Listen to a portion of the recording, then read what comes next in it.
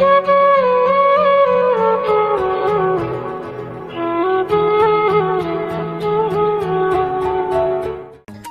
Viewers, আমাদের চ্যানেলের ভিডিওর নোটিফিকেশন সবার আগে পেতে চাইলে নিচে থেকে সাবস্ক্রাইব বাটনটি ক্লিক করে পাশে থাকা বেল আইকনটি বাজিয়ে দিন।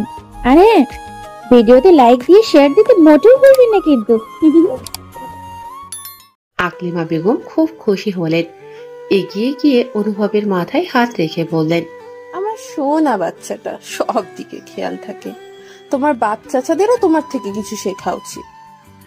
আরো কিছু কথা বলে আকলিমা বেগম চলে গেলেন। অনুভব কিছুটা লজ্জা পেল। একথা যে কাকিমণি এখন সবাইকে বলবে তার বোঝা শেষ, আর তার বাচ্চা বাচ্চা ভাই বোনেরা মজা নেবে।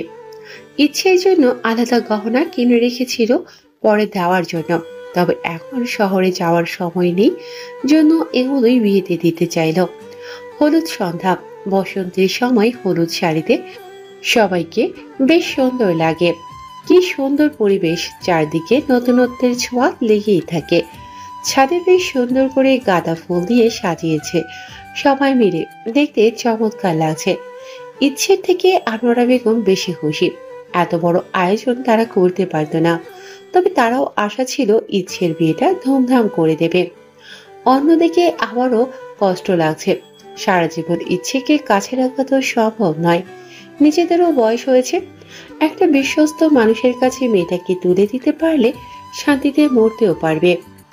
শফিক সাহেব দূর দাঁড়িয়ে স্ত্রীর দিকে তাকিয়েছিলেন। আনোয়ারা বেগম পাশ ফিরতেই চোখে চোখ পড়ল। চমৎকার একটা হাসি উপহার দিলেন। এই মানুষটা থেকে অসম্ভব ভালোবাসে, তাই তো কোনোদিন মা হতে পারবে না জেনেও হাত ছাড়েনি, কখনো বুঝতে দেয়নি। ওই যে কথায় বলে না, পুরুষ তার শখের নারীকে অসম্ভব ভালোবাসে। কথাটা শফিকের জন্যই কার্যকর। শফিক সাহেব এগিয়ে আসলেন, মুচকি হেসে বললেন, মন খারাপ করো না, ইচ্ছে সুখী হবে। আনোয়ারা বেগম উত্তর না দিয়ে তাকিয়ে রইলেন। তা দেখে আবার বললেন, কথা বলছো না যে? কিছুটা লজ্জা নিয়ে ধীরে ধীরে বললেন, অনেক ভালোবাসি মাস্টার মশাই। অনুভব অনেক ভাবনা চিন্তা করে রঙ্গনকে কল দিল। ইচ্ছের বিয়ে, রঙ্গন লুকিয়ে হলেও দেখতে চায়, তাই সেও গ্রামে এসেছে। ইচ্ছে যদিও তাকে দাওয়াত দিয়েছে, কিন্তু সে চায় না কোনো ঝামেলা হোক।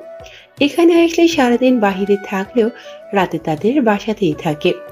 একটা গহনার সেট হাতে ধরে উদাসীন ভাবে বিছানার উপর বসেছিল। গহনাটা ইচ্ছের বিয়ের উপহার। হঠাৎ ফোনের শব্দে ধ্যান ভাঙল। অনুভবের কল দেখে অবাক হলো, সাথে সাথেই রিসিভ করলো। হ্যালো, অনুভব মির্জা বলছিলাম। জানি, পরেরটুকু বল। বোনের বিয়েতে আসবি না?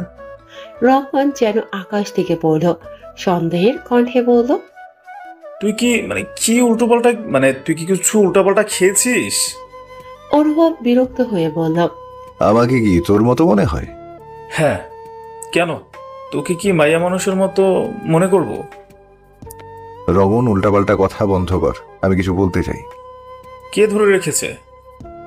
তুই আর তোর বোন দুটোই এক নম্বরের ফাজিল। জানি, তারপর? অনুভব কথা না বাড়িয়ে বলল, শোন, তোর বোনের বিয়েতে তুই আসতে পারিস, সমস্যা নেই, তবে মনে রাখবি আমার বোনের থেকে দূরে থাকবি। কথাটা বলেই সাথে সাথে ফোন রেখে দিল। অনুভব কল রাখতেই রঙ্গন হাসলো, তার মন যা বলল। আরে বাহ, এ তো মেঘনা চাইতেই জল। ইচ্ছেকে শাড়ি পরিয়ে ফুলের গহনা দিয়ে সাজিয়ে ওহি নিজেও সাজতে বসলো। সুন্দর করে সেজে গুজে বাহিরে যাবে, এমন সময় রঙ্গনের কল আসলো। ওহি কিছু না ভেবেই ধরলো। কিরে এমপির বোন, ভুলেই তো গেছিস আমাকে? হ্যাঁ, ভাইয়ের বিয়ে দিচ্ছিস, জামাইকে ছাড়া লজ্জা করছে না? ওহি ভাবা জায়গা খেয়ে বলল, শুনুন, উল্টাপাল্টা কথা বলবেন না, এখন হলুদ পরানো হবে, পরে কথা বলবো। তুই শুধু ফোন কেটে দেখ, তোর ভাইয়ের আগে আমি তোকে বিয়ে করে নিব। অন্য কাউকে নয়, তোকেই। ওই বিরক্ত নিয়ে বলল, আসুন, নিয়ে যান আমায়, দেখি আপনার কত সাহস। রঙ্গন মুস্কি হেসে বলল, মেহেন্দি লাগা কে রখনা, ডোলি সজা কে রখনা, মেহেন্দি লাগা কে রখনা, ডোলি সজা কে রখনা, लेन तुझे ओ गोरी आगे तेरे सजना। ওহি সিরিয়াসলি নিল না, তাই বলল, ঠিক আছে, পাঞ্জাবি পরে আসবেন। রঙ্গন পকেট থেকে সিগারেট বের করতে করতে ভাব বলল, শোন, আমি পাঞ্জাবি পরে গেলে তোর ভাইকে রেখে সবাই আমার দিকে তাকিয়ে থাকবে। নায়ক মানুষ বলে কথা। নায়ক নয়, ওটা খলনায়ক হবে। ইচ্ছেকে স্টেজে নিয়ে গিয়ে বসাতে সবাই ছবি টবি তুলতে লাগলো। আবির ক্যামেরা এনেছে বড় বউয়ের ছবি তোলার জন্য, কিন্তু তাকে জোর করে ছবি তোলাচ্ছে জিনিয়া। বেচারা বিরক্ত হয়ে এদিকে ওদিকে তাকাচ্ছে সাহায্যের আশায়, কিন্তু কেউ এগিয়ে আসে না, সবাই মজা নিচ্ছে। অনিমা বেগম সবার আগে আনোয়ারা বেগমকে হলুদ ছোঁয়াতে বললেন, তিনিও সম্মতি দিয়ে এগিয়ে গেলেন। অনুভব রেডি হচ্ছে, এখনো আসেনি। ওহি গিয়ে ইচ্ছের পাশে বসে ফিস ফিস করে বলল, সই, তোকে যে কি সুন্দর লাগছে না, ইচ্ছে করছে আমি বিয়ে করে ফেলি। ইচ্ছে মুস্কি হেসে বলল, সামনে তাকিয়ে বল কাকে বিয়ে করতে চাস। ওহি সাথে সাথে সামনে তাকালো, আর যা দেখলো তাতে চমকে উঠল। রঙ্গন আসে, তার চিরচেনা পোশাকে নয়, একদম অন্য লোকে। শরীরে সবুজ পাঞ্জাবি জড়ানো, মাথার চুলগুলো পরিপাটে করে রাখা, মুখে লেগে আছে তার সেই অমায়িক হাসি। ওহি মনে মনে বলল, ইস রে, এই লোকটার হাসি এত সুন্দর কেন? ওই সবসময় তাকে টি শার্টের বা গেঞ্জির ওপরে শার্টের বোতাম খুলে কাকের বাসার মতো চুল বানিয়ে রাখতেই দেখেছে। আরেকটা জিনিস মিসিং তার, সেই প্রাণপ্রিয় সিগারেট। ইচ্ছে ওই রিয়াকশন দেখে মিঠি মিঠি হাসে। তার মন বলছিল রঙ্গন আসবে, সত্যি তাই হলো। কিন্তু অনুভব, ইচ্ছের ভাবনার মধ্যেই আনোয়ারা বেগম হলুদ দিয়ে চলে যেতেই রঙ্গন এগিয়ে আসলো। যেহেতু বাড়িতে অনেক মেহমান, সবাই কাজ নিয়ে ব্যস্ত, তাকে আলাদা করে কেউ খেয়াল করলো না। খেয়াল করলেও বা কি, তাকে চেনার উপায় নেই। সবে অনুষ্ঠান শুরু হওয়ায় তেমন মানুষজনও এখনো আসেনি। রঙ্গন ভাইয়া, আপনি এসেছেন? আমার বোনের বিয়ে, আর আমি আসবো না? ইচ্ছে ভীষণ খুশি হলো, তাকে বসার জায়গা করে দিল। রঙ্গন সে পাশে না বসে ওহির পাশে গিয়ে বসে পড়ল। বেচারি এখনো তাকিয়ে আছে। এই লোকের এত ভালো ব্যবহার তার ঠিক হজম হচ্ছে না। রঙ্গন মুস্কি হেসে ফিস ফিস করে বলল, আর কতক্ষণ তাকিয়ে থাকবি? লজ্জা লাগছে আমার। ওহি মুখ ভেঙচি দিয়ে চোখ সরিয়ে নিল, অন্যদিকে তাকিয়ে বলল, আমার বইয়ে গেছে আপনাকে দেখতে। বেশ, এখন 3 কুল পরে ফুদে তো আমায়। ওহি অবাক হয়ে বলল, কেন? রঙ্গন মাথা চুলকিয়ে বলল, আশেপাশে তাকিয়ে দেখ, সবাই কিভাবে তাকিয়ে নজর দিচ্ছে আমার দিকে। মাইয়া মানুষের নজর থেকে বাঁচতে 3 কুল পরে ফুদে। 4 চোখ লাগিয়েও যদি চোখে কম দেখোস তাইলে কেমন হয়? হ্যাঁ? অনুভব আসছে দেখে ওই আর কিছু না বলে উঠে দাঁড়ালো। ইচ্ছের অন্য পাশে গিয়ে বসল। অনুভবের হলুদ নিয়ে তেমন মাতামাতি নেই, তবুও সবাই জোর করাতে রাজি হয়েছে। তার জন্য অন্য পাশে স্টেজ সাজানো হয়েছে। সেখানে গিয়ে বসতেই রঙ্গন আসছে বলে সেদিকে চলে গেল। ওহি ভয়ে ভয়ে সেদিকে তাকিয়ে রইল। হুট করে গিয়ে অনুভবের পাশে বসে 2 হাত ভর দিয়ে হলুদ নিয়ে মুখে মাখিয়ে দিল। অনুভব বিরক্তি নিয়ে তাকাতেই দেখলো রঙ্গন হাসছে। সে জানতো রঙ্গন আসবে, তবুও বলল, তুই সত্যি এসেছিস? কেন, তুই কি আমায় মিথ্যা দাওয়াত দিয়েছিলি? না। অনুভবের ছোট্ট জবাব। এবার রঙ্গন একটু গম্ভীর ভাব নিয়ে বলল, শোন, বোন দূরে থাকুক বা কাছে, বোন তো বোনই নাকি? তাকে আমি ভালোবাসি, কখনো না দেখেই ভালোবেসেছি। তাকে কখনো বলা হয়নি, তবে তোকে বলে রাখলাম, মনে রাখবি, তাকে কষ্ট দিলে রঙ্গন পাঠান তোকে ছাড়বে না। অনুভব মুস্কি হেসে বলল, যাকে এখন আর সহ্য করতে পারিস না তার সাথে বোনের বিয়ে দিচ্ছিস, বিষয়টা কিন্তু ইন্টারেস্টিং। মুখের কথা আর মনের কথা এক নয়। কথাটা রঙ্গন মনে মনেই বলল, মুখে প্রকাশ করল না। মানুষজন এদিকে আশায় উঠে দাঁড়ালো, বলল, কাল আবার আসবো, আসছি। অনুভব তাকিয়ে রইল। তার মন বলে রঙ্গন উপরে অন্যরকম দেখাচ্ছে, তবে ভেতরে আগের মতোই আছে। না, এবার কিছু একটা সে করেই ছাড়বে। সত্যটা বের করতে হবে। যাওয়ার আগে আরেকবার ইচ্ছের কাছে গেল দেখা করতে। ইচ্ছের থেকে বিদায় নিয়ে যেতে যেতে ওহিকে মেসেজ করল, তুইও শাড়ি পরেছিস, আমিও পাঞ্জাবি পরে এসেছি, যাবি নাকি কাজে অফিস? ওহির ফোন হাতেই ছিল। রঙ্গনের মেসেজ আসতেই সাথে সাথে দেখলো তবে কিছু না লিখে ডিলিট করে রেখে দিল। অনুভব দূরে বসে ইচ্ছের দিকে তাকিয়ে আছে। মেয়েটাকে আজকে ভীষণ সুন্দর লাগছে। কিছু সময় তাকিয়ে থেকে উঠে দাঁড়ালো। না, এখানে আর থাকা যাবে না। বিয়ের দিন একেবারেতে বিয়ের জন্য কি গাড়িতে করে বর আসবে না? এটা কখনো হয়? আবির নাছর বান্দা, সাথে অনিমা বেগমও আছেন। শেষমেশ অনুভব মেনে নিল। সারা এলাকা ঘুরে ঘুরে আবার বাড়িতে আসলো। সে আসতেই চেঁচামেচি শুরু হয়ে গেল। বর এসেছে, বর এসেছে। ইচ্ছে বসে বসে আছে। ওহি আর জিনিয়া মিলে তার ছবি তুলছে। বর এসেছে ডাক শুনে ইচ্ছের অন্যরকম একটা অনুভূতি হতে লাগলো।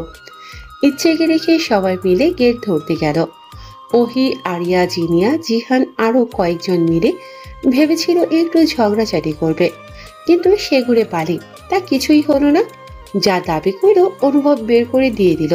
আবির হতাশ হয়ে বলল, এটা কি করলে ভাই? অনুভব মুচকি হেসে বলল, আমার বোনগুলোর আবদার আমি কি করে ফেলি। আনোয়ারা বেগম মিষ্টি মুখ করিয়ে অনুভবকে ভিতরে নিয়ে গেল। আকলিমা বেগম জামাই আদর শুরু করে দিলেন।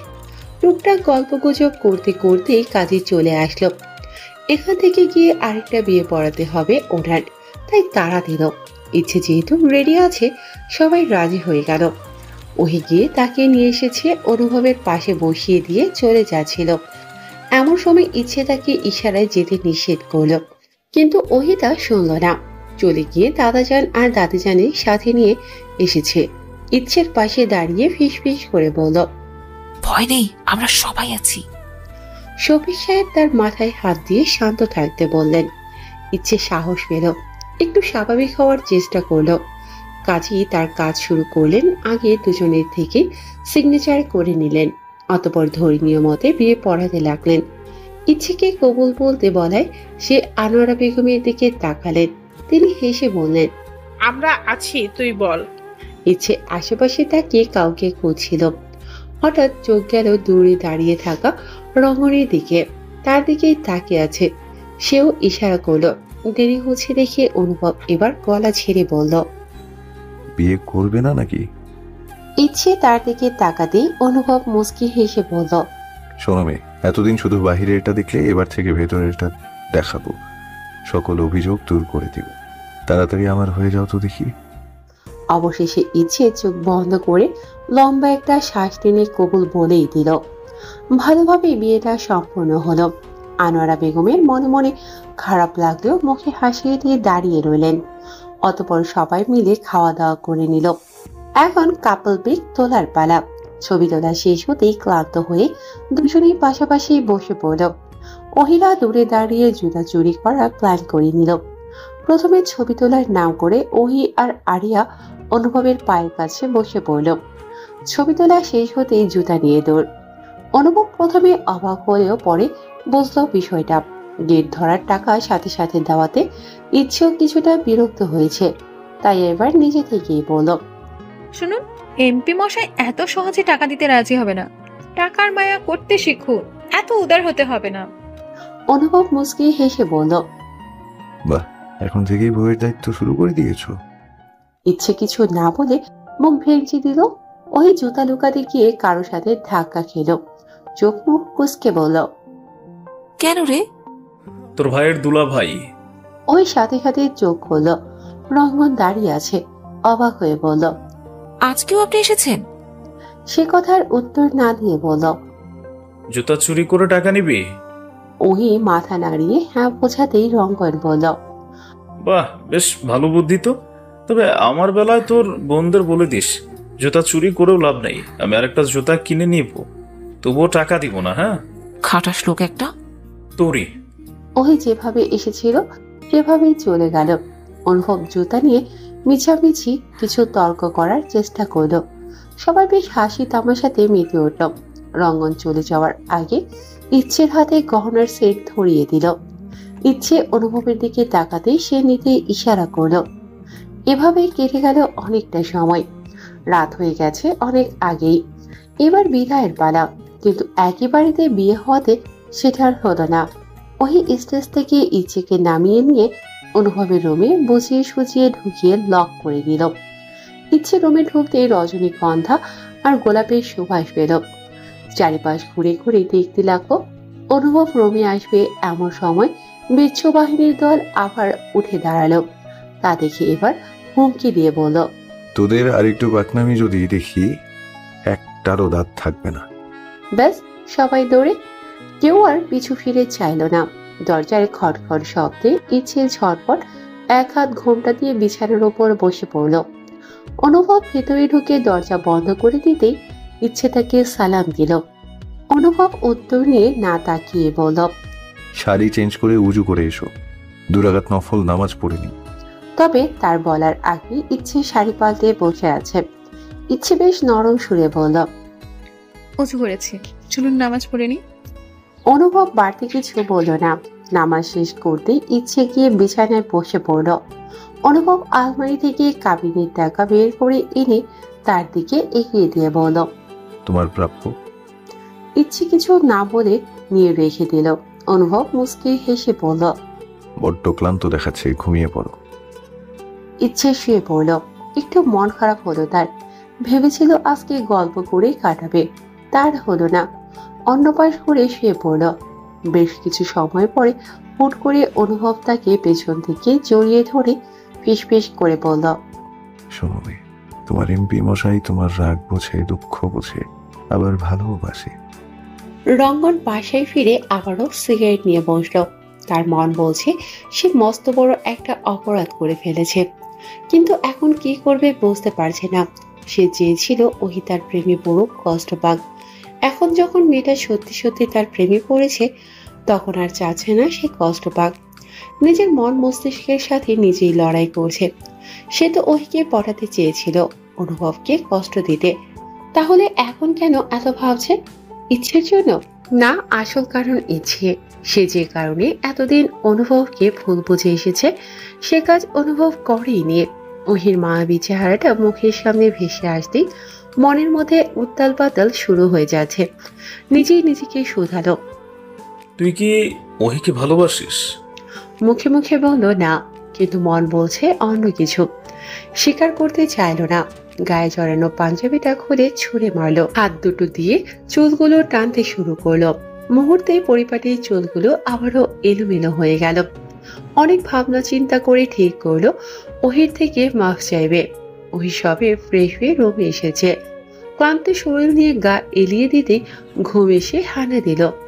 কিন্তু তা স্থায়ী হওয়ার আগে ফোনের রিংটনে উধাও হয়ে গেল। বিরক্ত নিয়ে ফোন হাতে নিয়ে দেখলো রঙ্গন। কানে ধরে বলল, এত রাতে কিছু বলবেন? রঙ্গন যা সাজিয়েছিল সব গুলিয়ে ফেলল। বলল, কি করছিস? কাবাডি খেলছি, খেলবেন? এত রাতে কেউ কাবাডি খেলে? খেলা না তো, তাহলে বলছেন কেন? রঙ্গন একটু চুপ থেকে বলল, ভালো লাগছে না, তোকে আমি আর বিরক্ত করব না। একটু অবাক হলো। সাধারণত রঙ্গন তাকে খারাপ লাগা কখনো শেয়ার করে না, আজকে হঠাৎ? কেন, কি হয়েছে? মন খারাপ? আমি তখন রিপ্লাই করিনি জন্য? আসলে তখন তো অনেক মানুষজন ছিল, এজন্যই। না, সেজন্য নয়, তোকে আমি কিছু বলতে চাই। এইভাবে কেন কথা বলছেন? রঙ্গন একদমই বলল, শোন, অনেক ভাবনা চিন্তা করে দেখলাম, তোকে ছাড়া আমার পক্ষে সম্ভব না। তোর কণ্ঠ একদিন না শুনলেই পাগল পাগল লাগে কেমন যেন। আমার অগোছালো জীবনে তোর মতো গোছালো কাউকে বড্ড প্রয়োজন। দূর থেকে তোকে জ্বালিয়ে শান্তি পাচ্ছি না, তোকে পার্মানেন্টলি জ্বালানোর সুযোগ চাইছি, দিবি? ওহির গলা শুকিয়ে গেছে, কোনো উত্তর করতে পারল না। চট করে ফোন কেটে রেখে দিল। হুট করে 2 হাত দিয়ে মুখ ঢেকে ফেলল। রঙ্গন ফ্লোরে বসে পড়ল। সে পারেনি ওহিকে কষ্ট দিতে। এত ভালো মেয়েকে কষ্ট দেওয়া যায়, কিন্তু তার পরিবার? এই নরকে সে ওহিকে আনবে না, তাকে নিয়ে দূরে থাকবে। সিগারেটের টান দিয়ে ধোয়া ওড়াতে ওড়াতে গান ধরল, কিছু কথা পিঠে কথা তুমি ছুঁয়ে দিলে মুখরতা, কিছু কথার ভিড়ে কথা তুমি ছুঁয়ে দিলে মুখরতা, হাসি বিনিময় চোখে চোখে মনে মনে রয় ব্যাকুলতা, আমায় ডেকো একা বিকেলে, কখনো কোনো বাধা পেলে, আমায় রেখো প্রিয় প্রহরে, যখনই মন কেমন করে, কোনো এক রূপ কথার জগতে, তুমি তো এসেছো আমারই হতে, কোনো এক রূপ কথার জগতে, তুমি চিরসাথী আমার জীবনের এই পথে। ইশতিয়াক পাঠান সবে বাড়ি ফিরেছে। রঙ্গনের ঘর থেকে গুনগুন শব্দ শুনে এগিয়ে আসলো, কিন্তু দরজা অবধি যাওয়ার আগেই কেউ এসে তার সামনে দাঁড়ালো। ঘুমাসনি তুই? না, ঘুম আসছিল না। রঙ্গন কখন এসেছে? অঙ্কন তার ছেলের হাসি হেসে বলল, পালিত পুতের না হয় খবর রাখার সময় নেই, নিজের পুত যে আজ 2 দিন ধরে বাসায় এসেছে তা জানেন না? ইশতিয়াক পাঠান কড়া কণ্ঠে তাকিয়ে বলল, খবর দিলে তো বাবু। এখন সরো, ওর সাথে আমার কথা আছে। আপনার মা এবং ফুপি কারোর শরীরই ভালো নেই, এত রাতে চিৎকার চেঁচামেচি করে তাদের না জাগালেই ভালো হবে বলে মনে করছি। ইশতিয়াক পাঠান রঙ্গনের রুমের দরজার দিকে একবার তাকিয়ে চলে গেল। অঙ্কন কিছু একটা ভাবে দরজায় টোকা দিল। দরজা খোলা। অঙ্কন ভেতরে গিয়ে দেখলো রঙ্গন নিচে বসে আছে। কিছু না বলে তার পাশে বসে পড়ল। রঙ্গন কিছু বলল না, তাই নিজে থেকেই বলল, তুই কি সত্যিই মেয়েটাকে ভালোবাসিস? রঙ্গন উত্তর না দিয়ে চুপ করে রইল। অঙ্কন আবারও বলল, বাবা তোর কথা জেনে গিয়েছে, হয় তাকে অতি দ্রুত বিয়ে করবি, না হলে খুব তাড়াতাড়ি সব শেষ করবি। আমাদের বোনটাকে তো কখনো দেখিনি, তাই বলে অন্যের বোনের। রঙ্গন এবার ফিরে তাকালো তার নজর দেখে। অঙ্কন আবার বলল, তুই আমায় ভাই মানিস বা না মানিস, তোরা আমার ভাই বোন। মা তোদেরকে দেখে রাখতে বলে গিয়েছে আমায়, তবুও আমি কিছুই করতে পারিনি, বড্ড আফসোস হয় জানিস। চলে যা। অঙ্কন দীর্ঘশ্বাস ফেলে উঠে দাঁড়ালো। তার জীবনের দীর্ঘশ্বাসগুলো বোধহয় শেষ হওয়ার নয়। অনুভব এভাবে জড়িয়ে ধরার ইচ্ছে প্রাণ যায় যায় অবস্থা। হুট করে উঠে পড়ল, সাথে সাথে অনুভবও উঠে বসলো। অবাক হয়ে জিজ্ঞেস করল, কি সমস্যা? আমায় কেউ ধরলে আমার ঘুম আসে না। অনুভব কিছু সময় চেয়ে থেকে শুয়ে পড়ল। ঠিক আছে, আজকে ঘুমিয়ে পড়ো, তবে অভ্যাস করে নিও। তবে আমার কিন্তু শোয়া খারাপ, আপনার কোথাও লেগে গেলে দোষ নেই। অনুভব মুস্কি হেসে বলল। আচ্ছা। সকালে অনুভবের ঘুম ভাঙতেই দেখলো ইচ্ছে তাকে জড়িয়ে ধরে ঘুমাচ্ছে। নড়াচড়া করল না, কিছু সময় তাকিয়ে রইল। মনে মনে বলল, পাগলি একটা। হাত দিয়ে মাথার চুলগুলো এলোমেলো করে দেবে এমন সময় হুট করে তার ফোনটা বেজে উঠল। কোনো মতে ইচ্ছেকে ছাড়িয়ে উঠে বসল। বালিশের নিচ থেকে ফোন বের করতেই দেখলো চয়ন কল করেছে। ফোন রিসিভ করতেই বলল, আসসালামু আলাইকুম স্যার। না মানে ভাই, 10টায় আপনার মিটিং আছে, অলরেডি 9:30 বাজে।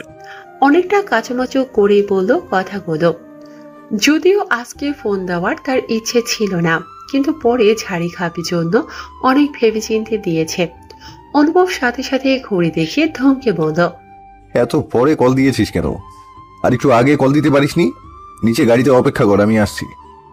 ফোন রেখে ইচ্ছের দিকে তাকালো। কি সুন্দর ঘুমাচ্ছে। জাগাতে ইচ্ছে হলো না, তাই চট করে একটা কাগজে কিছু একটা লিখে পাশে রেখে দিল। অতঃপর আলমারি থেকে কাপড় নিয়ে ফ্রেশ হতে গেল। রেডি হয়ে তাড়াহুড়ো করে নিচে নামলো। অনিমা বেগম খাবার টেবিলে রেখেছিলেন। অনুভবকে এভাবে নামতে দেখে বললেন, কি রে, কোথায় যাচ্ছিস? বেরিয়ে যেতে যেতে বলল, মিটিং আছে মা। অনিমা বেগম আর কিছু বললেন না। তিনি জানেন বলে কোনো লাভ নেই।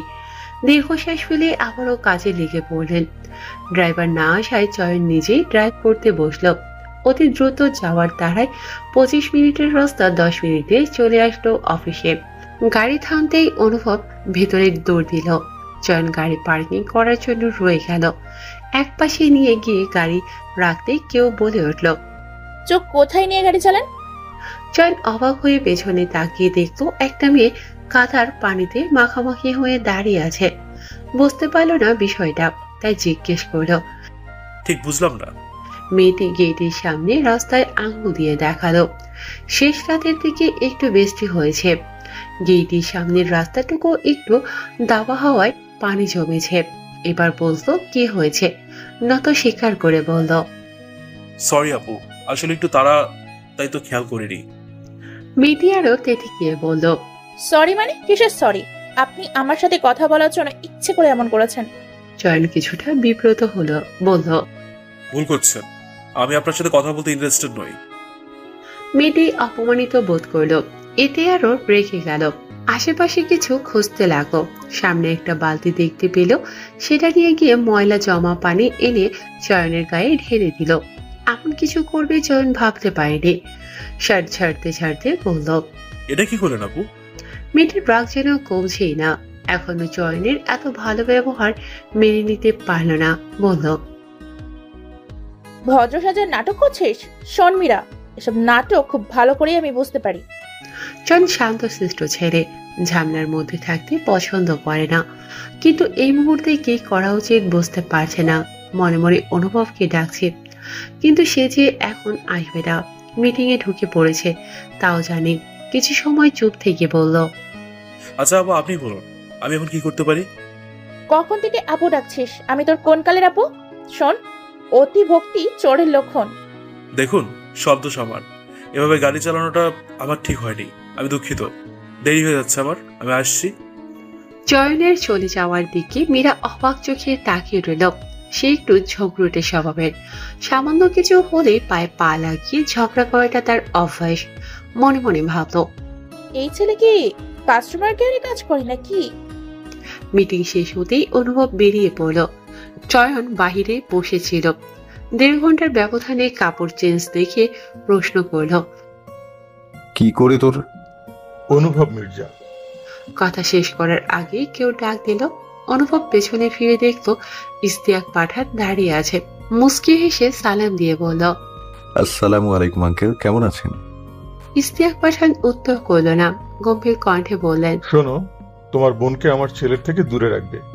আমি চাই না কোনো মেয়ে তার জীবনে আসুক। আপনি ডাক্তার দেখান আঙ্কেল। অনুভবের জবাব ইস্তিয়াক পাঠান রেগে বললেন, ভালোভাবে কথা না শুনলে আমাকে অন্য পথ দেখতে হবে। অনুভব গম্ভীর কণ্ঠে দাঁতে দাঁত চেপে বলল, শুনুন ইশতিয়াক পাঠান, আমার বোনের গায়ে ফুলের টোকা পড়লেও আপনাকে কি করব নিজেও জানেন না। অনুভব মির্জা যেমন ভালো, তেমন প্রয়োজনে খারাপও হতে সময় লাগে না, জানেন তো? রাজনীতিবিদের দুটো রূপ। তোমাকে আমি দেখে নেব। আমার একটা ছবি তুলে দিব নাকি? ইস্তিয়াক পাঠান কথায় না পেরে চলে গেলেন। অনুভব বাড়ি আসতেই দেখল সবাই কাজে ব্যস্ত, রুমে ইচ্ছে নেই। ফ্রেশ হয়ে এসে বিছানায় টান হয়ে শুয়ে পড়তেই দেখল রঙ্গন তাকে মেসেজ পাঠিয়েছে। তোর বোনকে আমি বিয়ে করতে চাচ্ছি, তোর কি মতামত বল? কোনো মত নেই। রঙ্গন একটু ইমোশনালি হয়ে লিখল, তোর বোনটাকে আমায় দিবি দোস্ত, তাকে আমি কখনোই কষ্ট দিব না, ভালো রাখবো, ভালোবাসবো, দূরে চলে যাব তাকে নিয়ে। কোনো প্রকার আমি তার গায়ে কোনো প্রকার কালো আমি ছায়া পড়তে দিব না। অনুভব নিজেও লিখল, কোনো বেকারের হাতে আমার বোন দিব না। হাতে না দিস, কোলে দিস। থাপ্পড় জিনিস, বাজে কথা বন্ধ কর। আমি কি করে বুঝবো তোর কাছে আমার বোন ভালো থাকবে? কিছু করে দেখা। রঙ্গন কিছু একটা ভাবল, তাকে এখন সাহায্য করতে পারে একমাত্র ইচ্ছে। একসাথে দু কাজ করতে হবে বলল, আমার বোনটার সাথে আমার পরিচয় করে দিবি না? তার মুখে সত্যিকারের ভাই ডাক শোনা যে আমার স্বপ্ন, কেউ জানতে পারবে না। তুই ইচ্ছেকে নিষেধ করে দিবি কাউকে বলতে, কেমন? শুধু আমরা 3 জন জানবো, প্লিজ। ভেবে দেখবো। রঙ্গন ফোন রেখে মুস্কি হেসে বলল, আহা কি আনন্দ আকাশে বাতাসে। এবার বউ আর বোন দুটোই আমার হবে শালা, তারপর শোধ তুলবো, দেখিস আমাকে ঝাড়ি মারা। ইচ্ছে দাঁড়িয়ে দাঁড়িয়ে অনুভবের কর্মকাণ্ড দেখছিল। কত বড় সাহস, বোর সামনে দাঁড়িয়ে আছে, সেদিকে পাত্তা না দিয়ে অন্য কারোর সাথে মেসেজ করছে। একে তো সকালে বলে যায়নি, 2 বাড়ি এসে তাকে একবারও ডাকলো না। অনেকটা সময় মুখ গোমড়া করে দরজায় দাঁড়িয়ে রইল। এদিকে ইচ্ছের রাগ ভাঙানো তো দূর, সে খেয়ালই করেনি তার বউ রেগে আছে। এর শোধ যদি না তুলতে পারি তাহলে আমার নামও ইচ্ছে নয়। মনে মনে বিড়বিড় করলো ইচ্ছে, অতঃপর রুম থেকে বেরিয়ে পড়ল। দুপুরে খাবার খেতে বের হয়ে ইচ্ছের সাথে দেখা হলো অনুভবের। যদিও সকালের খাবারটাও তার পেটে পড়েনি। অফিস থেকে ফিরে ল্যাপটপে কিছু কাজ করতে বসেছিল, কিন্তু অদ্ভুত বিষয় হচ্ছে একবারও রুমে আসলো না। কয়েকবার ডাক দিতে চেয়েও পারেনি। বাড়ি ভর্তি মানুষজন, সবাই কি মনে করবে, তাই আর ডাকেনি অনুভব। চেয়ার টেনে বসতেই অনিমা বেগম ইচ্ছেকেও তার পাশে বসিয়ে দিলেন। আকলিমা বেগম পাতে খাবার দিতে বললেন। অনু বেটা, এসব কি শুনছি? তুমি সকাল সকাল নতুন বউকে না বলে বাড়ি থেকে বেরিয়ে গেছো, আবার বাড়ি ফিরে একবারও তার খবর নিলে না। তুমিও কি তোমার কাকামণির মতো হয়ে যাচ্ছ? এটা কি ঠিক বলো? অনুভব এবার পাশের চেয়ারে বসা ইচ্ছের দিকে ভালোভাবে তাকালো। ইচ্ছে মুখ গোমরা করে অন্যমুখ চেয়ে আছে, ভুলেও তার দিকে তাকাচ্ছে না। অনুভব রাগ করার কারণ বুঝত, নিশ্চয়ই চিরকুটটা সে পায়নি। তবে এখন সবার সামনে নিজের দোষ স্বীকার করে বলল, আমার ভুল হয়ে গেছে কাকিমুনি, আর হবে না। আকলিমা বেগম খুশি হয়ে গেলেন। ইচ্ছে তবুও মুখ গোমরা করে রইল। আনোয়ারা বেগম আর শফিক সাহেব মিটিমিটি হাসছিল। তাদের পারিবারিক বিষয়ে তারা কথা বলবে না, তবে মনে মনে দুজনেই বেশ খুশি হলেন। একটু পরে আবির, আরিয়া, ওহি, জিনিয়া, জিহান একসাথে এসে খেতে বসল। সবাই খাচ্ছে, তবে ইচ্ছে খাবার নাড়াচাড়া করছে, কিন্তু খাচ্ছে না। তা দেখে অনুভব ফিস ফিস করে বলল, খাবারের উপর রাগ করো না, ওদের তো দোষ নেই। ইচ্ছে তবু আর রিয়াকশন দিল না। অনুভব বিরক্ত হলো। টেবিলের নিচ দিয়ে ইচ্ছের পা চেপে ধরল। সাথে সাথে চমকে উঠল ইচ্ছে। খাবারের দিক থেকে চোখ সরিয়ে অনুভবের দিকে বড় বড় করে তাকিয়ে রইল। ওভাবে তাকিয়ে লাভ নেই, চুপচাপ খাও। ইচ্ছেও আশেপাশে তাকিয়ে ফিস ফিস করে বলল, সবাই দেখবে, হাত ছাড়ুন। তাহলে চুপচাপ খাবার শেষ করে আমার সাথে রুমে যাবে। পারবো না, আপনি হাত ধরেই রাখুন। অনুভব এবার নিজেই টাস্কি খেয়ে তাকিয়ে রইল। কি মেরে বাবা, বংশধরী তারা। হুট করে শফিক সাহেব বললেন, এমপি মশাই, আপনার সমস্যা হলে বলতে পারেন, আমরা সবাই টেবিল খালি করে দিব। তার কথা শেষ হওয়ার সাথে সাথেই সবাই হাসতে শুরু করলো। তাদের কর্মকাণ্ডে সবাই খেয়াল করেছে, কিন্তু সবাই না দেখার ভান করে এত সময় বসেছিল। ইচ্ছের আর খাওয়া হলো না। লজ্জায় মাটির সাথে মিশে যেতে ইচ্ছে করছিল। এক দৌড়ে চলে গেল। আসছে বলে তার পিছু পিছু অনুভবও উঠে গেল। সবাই আরেক দফা হাসল। অনুভব রুমে এসে দেখলো ইচ্ছে চাদর দিয়ে মুখ ঢেকে বসে আছে। মুস্কি হেসে বলল, মুখ ঢেকে রেখেছো কেন? ইচ্ছে ওভাবে থেকেই বলল, সারা বাড়ি জুড়ে ফুলের সাজসজ্জায় ইচ্ছে পাচ্ছে এখন ভীষণ লজ্জা। অনুভব ইচ্ছের মুখ থেকে চাদর সরিয়ে বলল, তোমার লজ্জাও আছে? ব্যাস। ইচ্ছে তেতলে উঠলো, তাতে দাঁত চেপে বলল, বউয়ের সাথে কেউ এভাবে কথা বলে? কিভাবে কথা বলে? আল্লাহর কি অপরূপ সৃষ্টি, বউয়ের সাথে কথা বলতে হয় মিষ্টি মিষ্টি। ইচ্ছের চোখের সামনে আসা চুলগুলো ফু দিয়ে উড়িয়ে তার কবিতার সাথে তাল মিলিয়ে বলল, অহির বাগানে ধরেছে ফুল, আমার হয়েছে মস্ত বড় ফুল। দুজনেই হেসে ফেলল। অনুভব ইচ্ছের নাকের উপর একটা টোকা মারল। তার দেখা দেখে ইচ্ছেও মারল। বাহিরে দাঁড়িয়ে এই দৃশ্য দেখে মুস্কি হেসে চলে গেল ওহি। যাক, অবশেষে দুজন দুজনের সাথে স্বাভাবিক হতে শুরু করেছে। একটু পরে দুজনের আবার কড়ি খেলার জন্য ডাক পড়ল। সেই খেলায় স্বেচ্ছায় হেরে গেল অনুভব। অতঃপর দুজনেই রেডি হতে চলল। বিকাল হতে দলে দলে লোকজন আসতে শুরু করল। ভালোভাবেই বৌভাত শেষ হলো। পরের দিন সবাই চলে গেছে। এখন শফিক সাহেবরা চলে যাবেন। একথা শুনেই ইচ্ছে সে কি কান্না।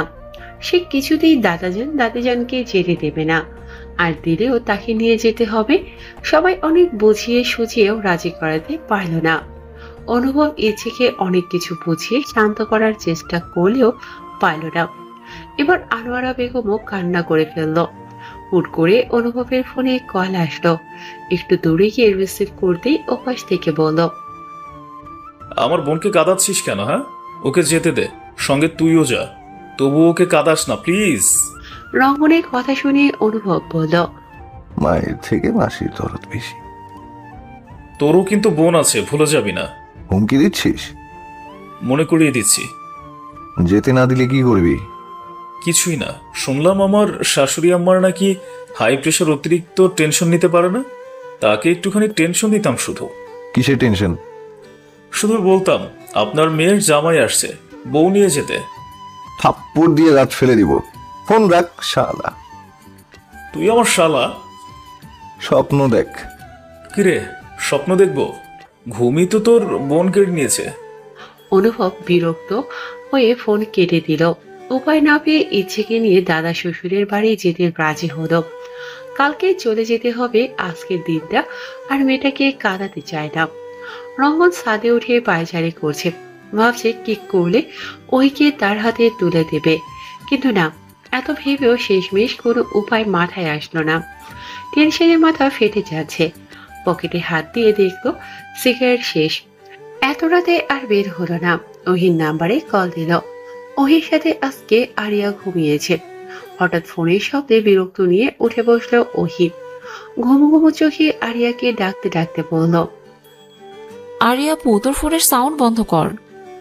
আরিয়া ঘুমের ঘোরে বলল, কিন্তু আমার ফোন তো অফ করে চার্জে দিয়ে এসেছি। সঙ্গে সঙ্গে ওহির ঘুম শেষ। বালিশের নিচ থেকে ফোন বের করে দেখলো রঙ্গন কল করেছে। চুপি চুপি ফোন নিয়ে ব্যালকনিতে চলে গেল। বিয়ে করব। ওহি ভেবাচেকা খেয়ে গেল।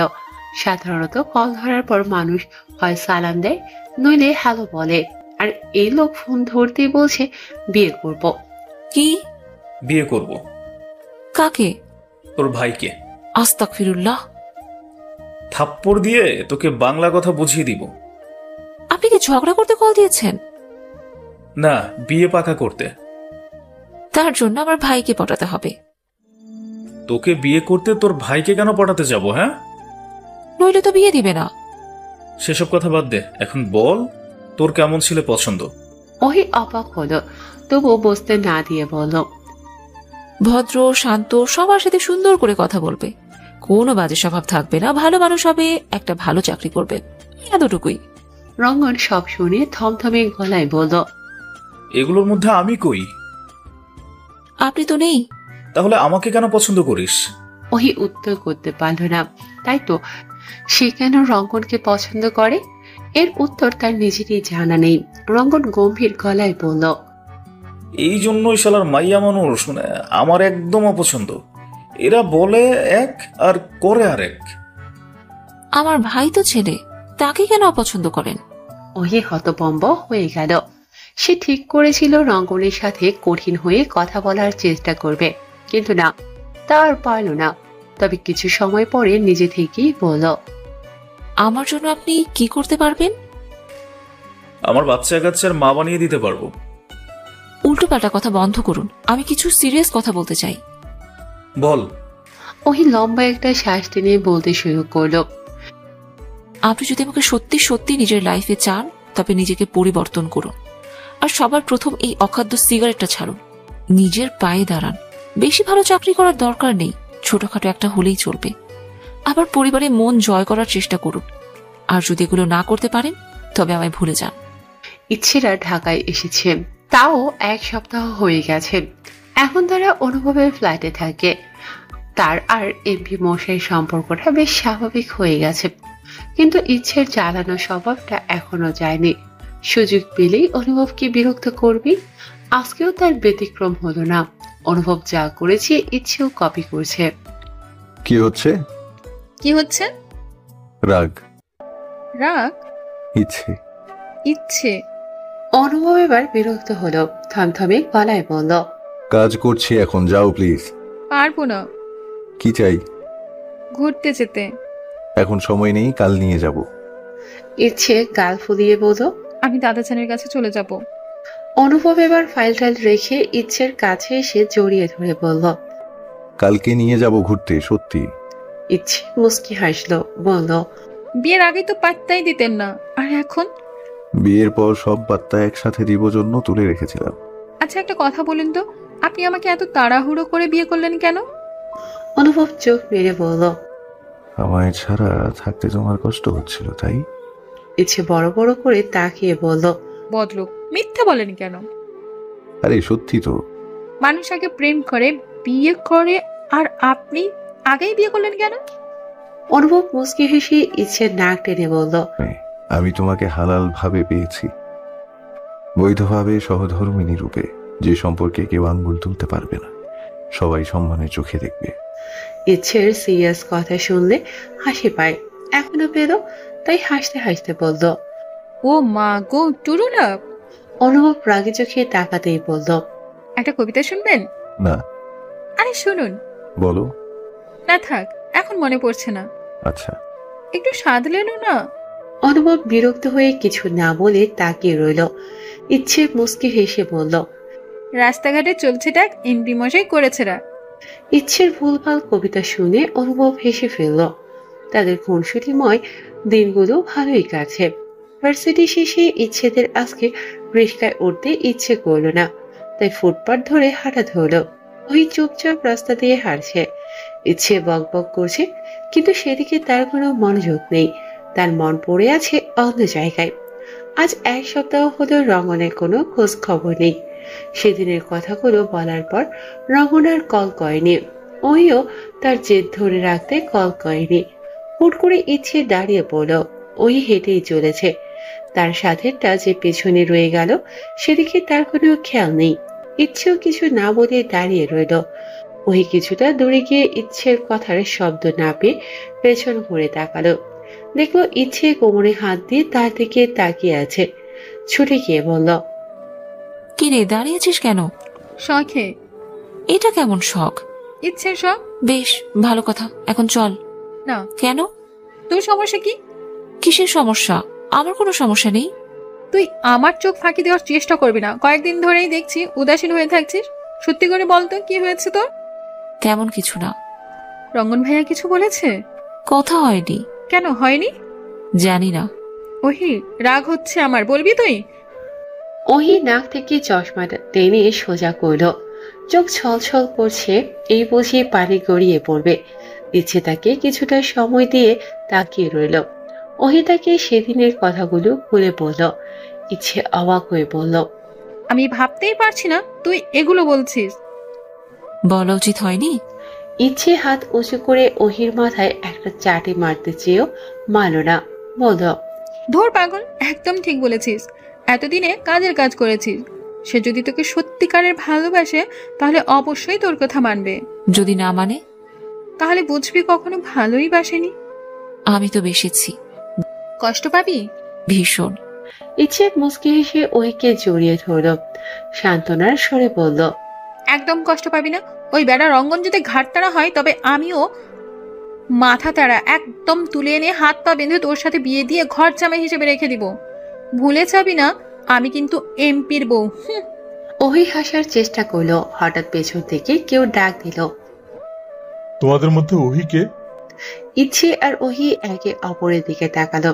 একটা মধ্যবয়স্ক লোক ওহিকে কেন খুঁজছে বুঝলো না। ইচ্ছে বলল, ওহিকে কেন খুঁজছেন আঙ্কেল? কথা বলবো। তুমি ওহি? না, ও। ওহির দিকে আঙুল দেখিয়ে বলল। ভদ্রলোক ওহির দিকে তাকিয়ে গম্ভীর কণ্ঠে বললেন, আমি ইশতিয়াক পাঠান, রঙ্গনের বাবা। ওহি প্রচন্ড অবাক হলো।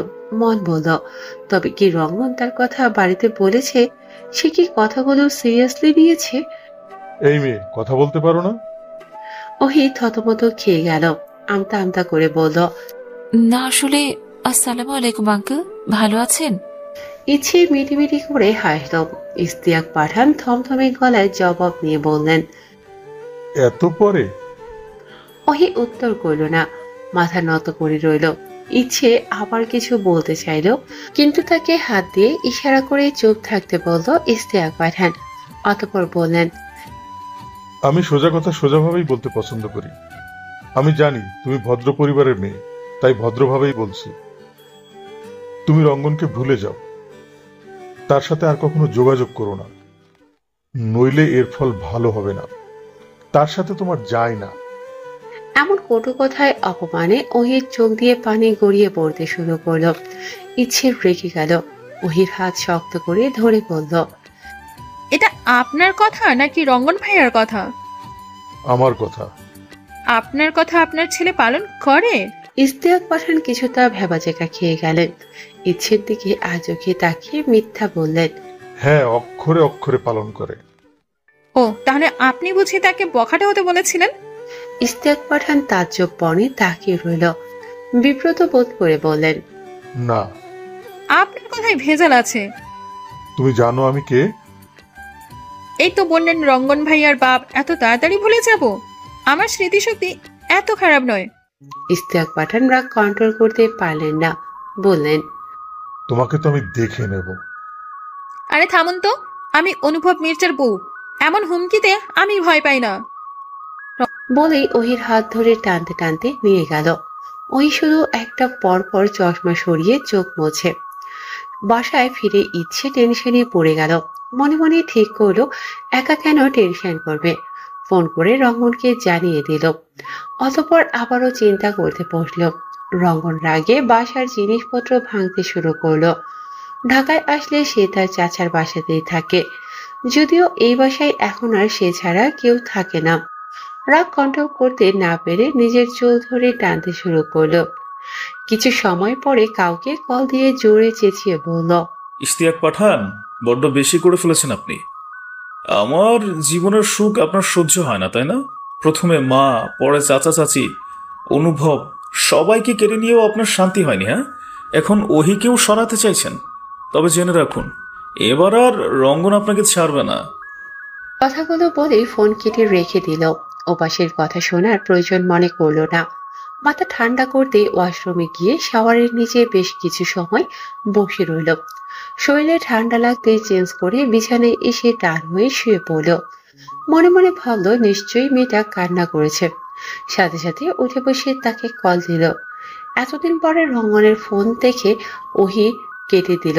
টানা 10 বার কল কাটার পর রিসিভ করে কান্না মিশ্রিত কণ্ঠে বলল, কি সমস্যা? এতবার কল কেন দিচ্ছেন? কাঁদছিস কেন? এমনি। আপনি কিছু বলবেন? কিছু না বললে কথা বলবি না? না। কেন? আপনার বাবা আমায় পছন্দ করে না। সে তো তোর ভাইও আমায় পছন্দ করে না। আমি কিভাবে কান্নাকাটি করি? আপনি আর আমি আলাদা। চল এক হয়ে যাই।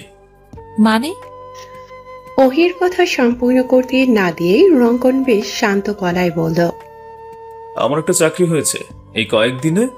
এর থেকে ভালো চাকরি আর পাইনি। বেতন একটু কম, তবে তোর চাওয়া পাওয়া পূরণ করার মতো। 7 দিনে একটা সিগারেটও খাইনি। এবার তো বিয়ে করবি, তাই না? তোর ভাইকে বলে রাখিস রঙ্গন পাঠান আসছে তার বউকে নিতে। অনুভব আর রঙ্গন পাশাপাশি একটি রেস্টুরেন্টে বসে আছে। দুজনেই আপাতত নীরবতা পালন করছে, কারো মুখে কোনো কথা নেই। বেশ কিছু সময় পরে রঙ্গনই আগে কথা বলল, কেমন আছিস? আলহামদুলিল্লাহ, তুই? ভালো।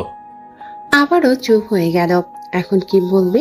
হঠাৎ চোখ গেল রাস্তা দিয়ে দুটো ছেলে দুজনের কাঁধে হাত রেখে হেঁটে চলেছে। বেশ সুন্দর লাগছে দৃশ্যটা, কিছু একটার সাথে মিলে যাচ্ছে। আঙুল উঁচু করে অনুভবকে সেদিকে দেখালো। অনুভব সেদিকে তাকিয়ে মুচকি হেসে বলল, ছেলে দুটোকে আমাদের মতো লাগছে না? রঙ্গন মাথা নাড়িয়ে সম্মতি দিল। অনুভব আবার বলল, তোর মনে আছে তোর পাল্লায় পড়ে একজনের ছাদ বাগানের আম চুরি করতে গিয়ে ধরা খেয়েছিলাম? রঙ্গন হাসতে হাসতে বলল, তা মনে নেই আবার? চাচা আপন প্রাণ বাঁচা, শেষ পর্যন্ত লোকটাকে ছাদে বেঁধে রেখে দিয়ে আমরা দৌড়। দুজনেই হাসলো। অনেকক্ষণ গল্প করেই কাটালো। একটা সময় পরে অনুভব সিরিয়াস হয়ে বসে বলল, তুই একবার আমাকে এসে সত্যিটা বলতি, তোর ভুলটা আমি ভাঙিয়ে দিতাম। তখন সেরকম পরিস্থিতি ছিল না।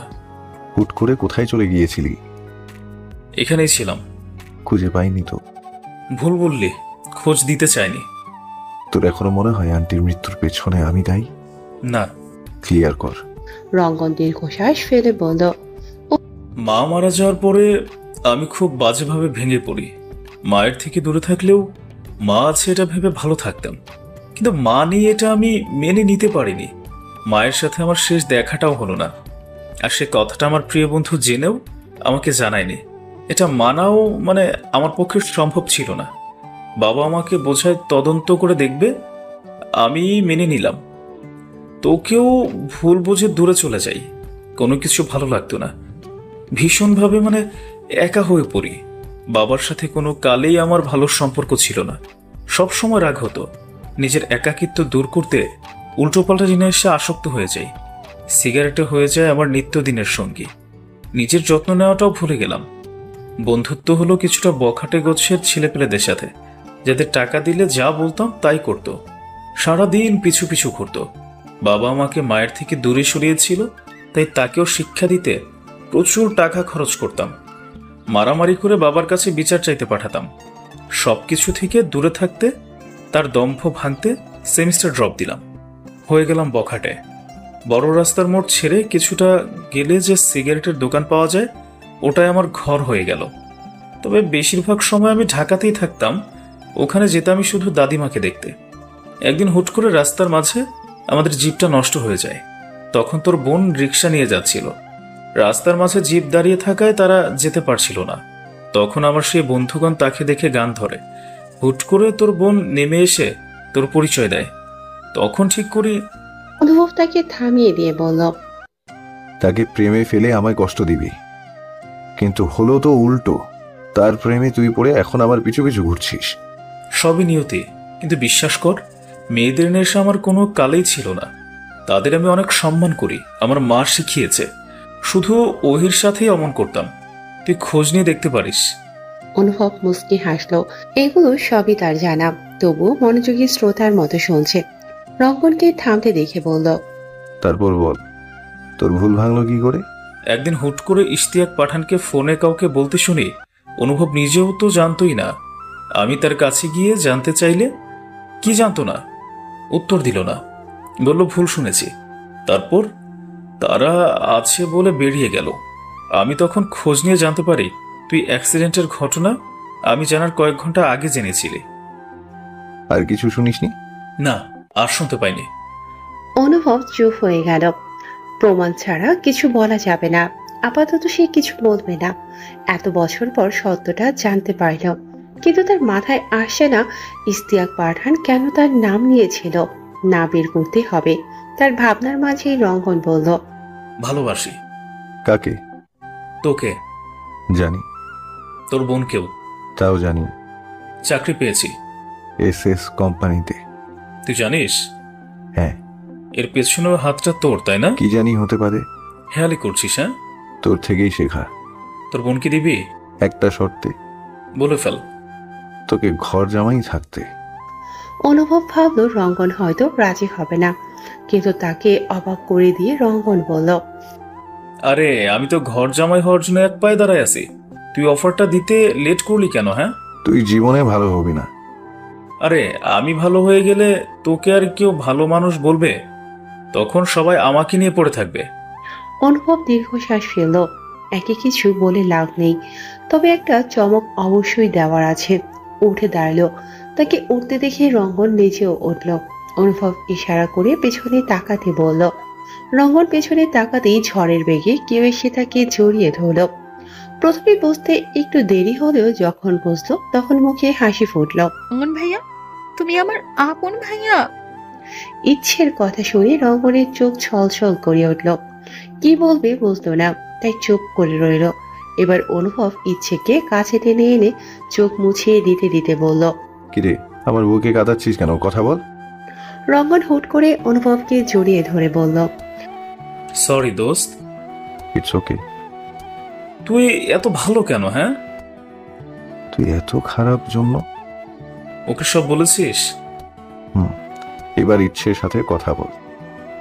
ইচ্ছে বোন আমার এদিকে আয়। পাশাপাশি চেয়ার টেনে বসলো দুজন। তারা 2 ঘন্টা যাবৎ দুই ভাই বোন গল্প করলো। ইচ্ছে তো 1000 বার জিজ্ঞেস করেছে, তুমি আমার ভাইয়া? তাদের গল্প দেখে অনুভব অবাক চোখে তাকিয়ে রইল। মনে হচ্ছে কতদিনের চেনা জানা। সারাটা সময় ইচ্ছে রঙ্গনের হাত ধরেছিল, যেন হাত ছাড়লে তার ভাইটা আবার হারিয়ে যাবে। তবে এত কিছুর মধ্যেই রঙ্গনের অভিযোগ কমল না। ওইকে কেন সাথে আনেনি, এটা নিয়ে 2-4টে কথা শুনিয়ে দিল। কিন্তু অনুভব সেদিকে পাত্তা না দিয়ে বলল, অনেক গল্প হয়েছে, এখন এক জায়গায় চল। রেস্টুরেন্টে থেকে বেরিয়ে গাড়ি নিয়ে সোজা কাজী অফিসে গেল। তা দেখে রঙ্গন অবাক হয়ে বলল, এখানে কেন? বিয়ে করবি না আজকেই? কোনো সমস্যা? না, আমি অলওয়েজ রেডি। চল। ভেতরে ঢুকতে দেখলো ওই মুখ গোমরা করে বসে আছে। তার পাশে আবির, আরিয়া, জিনিয়া, জিহান সবাই বসে আছে। রঙ্গন গিয়ে ওহির পাশে বসাতেই সে উঠে দাঁড়ালো। তাকে উঠতে দেখে সবাই অবাক শুয়ে বলল, কিরে কই আছিস? ওহি মুখ ফুলিয়ে বলল, করবো না আমি বিয়ে। কেন? আমার ইচ্ছে। ইচ্ছে ছুটে এসে বুঝিয়ে সুঝিয়ে রঙ্গনের পাশে বসিয়ে দিল। তাকে বসতে দেখে রঙ্গন টিটকারি মেরে বলল, কিরে বিয়ে করবি না বলে? চলে যাব কিন্তু। যা। ওহি চুপ করে রইল। রঙ্গন ওহির দিকে ভালোভাবে তাকিয়ে ফিস ফিস করে বলল, বউ বউ লাগছে না, শাড়ি পরে আসতি। আপনাকেও জামাই জামাই লাগছে না, পাঞ্জাবি পরে আসতেন। আমি তো জানতাম না আজকে আমার বিয়ে। আমিও জানতাম না। দেখলি তোর খুশটা ভাই নিজে কত বড় অনুষ্ঠান করে বিয়ে করলো, হ্যাঁ? আর তোকে পালিয়ে, মানে তোকে দিচ্ছে পালিয়ে বিয়ে। আবার আমার ভাইয়ের দুর্নাম করছেন। কাজী প্রচন্ড বিরক্ত হলো, চোখ মুখ কুঁচকে বলল, তোমরা যত গল্প বিয়ের পর কইরো, তোমাদের পর আরো দুটো বিয়ে আছে। জলদি গল্প গুজব শেষ করতে পারলে ভালো হয়। ইচ্ছে ফিক করে হেসে ফেললো। সবাই মিটমিট করে হাসলো। অনুভব কিছু না বলে তাকিয়ে রইল।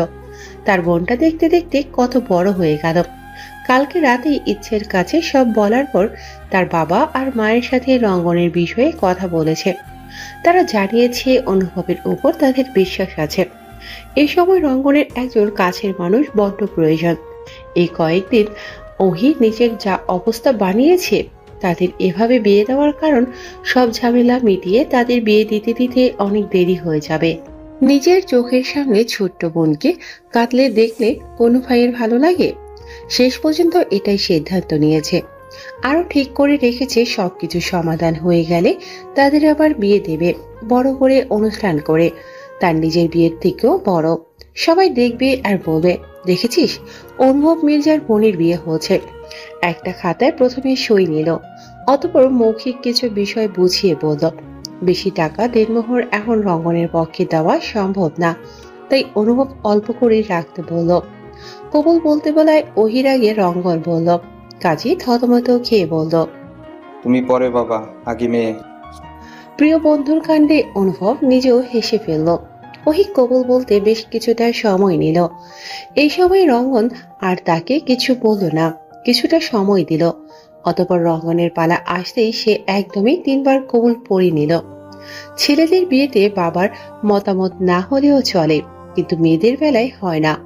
ওহির পরিবারে সবার মত নিয়ে বিয়ে হলো, তবে ইশতিয়াক পাঠানকে জানানোর প্রয়োজন মনে করল না। করবে কেন?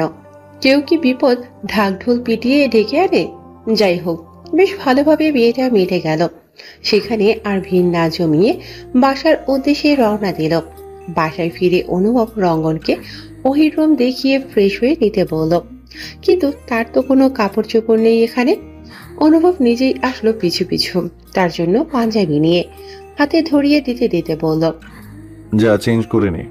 যাচ্ছি, কিন্তু কি? রঙ্গন অসহায়ের মতো ফেস বানিয়ে বলল, এই অসহায় নিষ্পাপ বাচ্চাটাকে তুলে আনলি, হ্যাঁ? আবার তোর বোনের সাথে বিয়ে দিলি, কিন্তু এখনো পর্যন্ত খেতে কেন দিচ্ছিস না? কিপটে নেতা কোথাকার। অনুভব শার্টের হাতা গোটাতে গোটাতে বলল, শালা তোকে আমি। রঙ্গন ছটপট ওয়াশরুমে ঢুকে পড়ল। এত মানুষের খাবারের দায়িত্ব অনুভব ইচ্ছের উপর দিল না, বাহির থেকে নিয়ে এসে ইচ্ছের হাতে দিল। তবে আনতে আনতে ঠান্ডা হয়ে গিয়েছে জন্য ইচ্ছের আবার সেগুলো নিয়ে গরম করতে গেল। অনুভব ফ্রেশ হয়ে এসে রান্নাঘরে ঢুকলো। ইচ্ছেকে সাহায্য করতে নয়, জ্বালাতন করতে। চুপি চুপি গিয়ে পেছন থেকে জড়িয়ে ধরল। ইচ্ছে চমকে উঠল। অনুভব হেসে বলল, কি করছো? নাচতেছি। উমা, একা কেন নাচছো? চলো একসাথে নাচি। বলেই অনুভব তার হাত টেনে ধরে তাকে ঘোরাতে ঘোরাতে গান ধরল। তোমায় হৃদ মাঝারে রাখবো, ছেড়ে দেব না, তোমায় হৃদ মাঝারে রাখবো, ছেড়ে দেব না। ওরে ছেড়ে দিলে সোনার গুণ আর পাবে না, খেপা ছেড়ে দিলে সোনার গৌর আর পাবে না। না না, ছেড়ে দেব না, তোমায় হৃদ মাঝারে রাখবো, ছেড়ে দেব না। কয়েক পাক দিতেই ইচ্ছের মাথা ঘুরে উঠল। বিরক্ত হয়ে চোখ মুখ কুঁচকে বলল, এমপি মশাই, তরকারি পড়লে কিন্তু আপনার নাচানা জিম বের করে দিব। তোমায় হৃদ মাঝারে রাখবো, ছেড়ে দেব না। আমি কালকেই চলে যাচ্ছি তো বাবা। রঙ্গন আর ওহি যখন খেতে বসলো তখন আবির আর চয়ন ফুল নিয়ে এসে ওহির রুমটা সুন্দর করে সাজিয়ে দিল। তারা আগেই খেয়ে নিয়েছিল। সাজানো শেষ হতেই আবির আফসোস করে বলল, আমার কি কবে বিয়ে হবে? সবাই বিয়ে করে নিল। চয়ন মুস্কি হেসে বলল, ভাইয়ের বিয়েতে ভাবির একটা বান্ধবী এসেছিল না, কি যেন নাম, ও হ্যাঁ, জিনিয়া। তার সাথে তোমার দারুণ মানাবে আবির। আবির দোকানে হাত দিয়ে চেঁচিয়ে বলল, না না, আমার এখনো বিয়ের বয়সই হয়নি। রাতে খাওয়া দাওয়া শেষ হতে ওহি রাগ করে রুমে না গিয়ে ইচ্ছে রুমে বসে রইল। অনুভব একটু কাজে বাহিরে গিয়েছে, ফিরতে একটু রাত হবে। আবির আরিয়া বাসর সাজিয়ে বাসায় চলে গেছে। ইচ্ছে তাকে এটা ওটা বলে বোঝাচ্ছে, কিন্তু এই মেয়ে কোনো কথা কানে নিচ্ছে না। ওহির ফুলে ফুলে সজ্জিত ঘরে রঙ্গন বেশ অনেকটা সময় ধরে রুমে পায়চারি করছে। এদিকে তার বউ আসার কোনো নাম নেই। এতক্ষণ বিছানায় উঠে বসেছিল, এখন নেমে দরজার দিকে উকি ঝুঁকি মারছে আর বিড়বিড় করে বলছে, এতদিন শুনেছি বউ আগে আসে, বর পরে আসে, কিন্তু এখন দেখছি উল্টো। সব কপাল রে রঙ্গন, সব কপাল। 1 ঘন্টা পেরিয়ে যাওয়ার পরও ওহির আসার কোনো নাম গন্ধ নেই। বিরক্ত হয়ে নিচেই বেরোলো ওহিকে খুঁজতে। অনুভবের রুমের সামনে সে টোকা দিল। ইচ্ছে বুঝলো কে এসেছে, বলল, ভাইয়া এসো। আমার বউকে দেখেছিস? কোথাও খুঁজে পাচ্ছি না। ওহি বিছানায় কম্বল মুড়ি দিয়ে আটিসাটি হয়ে শুয়েছিল। রঙ্গনের কথা শুনে নড়াচড়া করা বন্ধ করে দিল। ইচ্ছে সেদিকে তাকিয়ে বলল, তোমার সে রাগ করেছে। আমার কাছে না আসলে রাগ কেমনে ভাঙাবো? যাবে না বলছে, এখানেই থাকবে। এই বাসায় তো দুটোই বেডরুম, তাহলে অনুভব এসে কোথায় থাকবে? কোথায় আবার? তোমার রুমে পাঠিয়ে দিব। 2 ভাই বোন ওহিকে শুনিয়ে শুনিয়ে কথাগুলো বলল, তবুও এই মেয়ের কোনো রেসপন্স নেই। হুট করে রঙ্গন ওহিকে কোলে তুলে নিয়ে বলল, বিয়ে করেছি বউ নিয়ে থাকার জন্য, শালা নিয়ে কেন থাকবো? রুম লক করে দিস, এটাকে আমি নিয়ে যাচ্ছি। রুমে এনে বিছানার উপর ওহিকে দুপ করে ফেলে দিল। বেচারি চশমা খুলে মুখের উপর এসে পড়ল। সোজা হয়ে বসে চশমা ঠিক করে নাক টানতে টানতে বলল, আপনি জীবনে ভালো হবেন না। না, তোর আর তোর ভাইয়ের কাছে আমি সারা জীবন খারাপ হয়ে থাকতে চাই। ওহি মুখ ঘুরিয়ে বসে রইল। রঙ্গন ফ্লোরে হাঁটু গেড়ে বসে ওহির পা টেনে এনে তার হাঁটুর উপর রাখলো।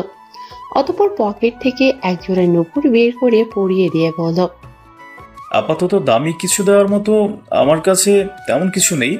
এই দুটো আজকে সকালে কিনেছিলাম তোকে দিব বলে, কিন্তু এভাবে দিতে পারবো ভাবিনি। আর শোন, মায়ের গহনা রয়েছে আমার কাছে অর্ধেক। আপাতত সেগুলো আর কিছু টাকা ওহির হাতে ধরিয়ে দিয়ে বলল, দেড়মোহরের কিছু টাকা রাখ, আর বাকি টাকা দেওয়ার জন্য কিছুদিন সময় লাগবে। ঠিক আছে। এখনো রেগে আছিস? ওহি আর রাগ করে থাকতে পারল না। মুচকি হেসে নুপুরের দিকে তাকিয়ে বলল, অনেক সুন্দর লাগছে। রঙ্গন মুখে হাত দিয়ে অভিনয় করার মতো করে বলল, আস্তাগফিরুল্লাহ, নাউজুবিল্লাহ। একা রুমে একটা সুন্দর ছেলে দেখে তাকে এইভাবে নজর দিচ্ছিস? ওহি নিজের মাথায় চাটি মেরে বলল, প্রথমত আপনাকে সুন্দর বলিনি, দ্বিতীয়ত তুই বলা এখন অন্তত বন্ধ করুন।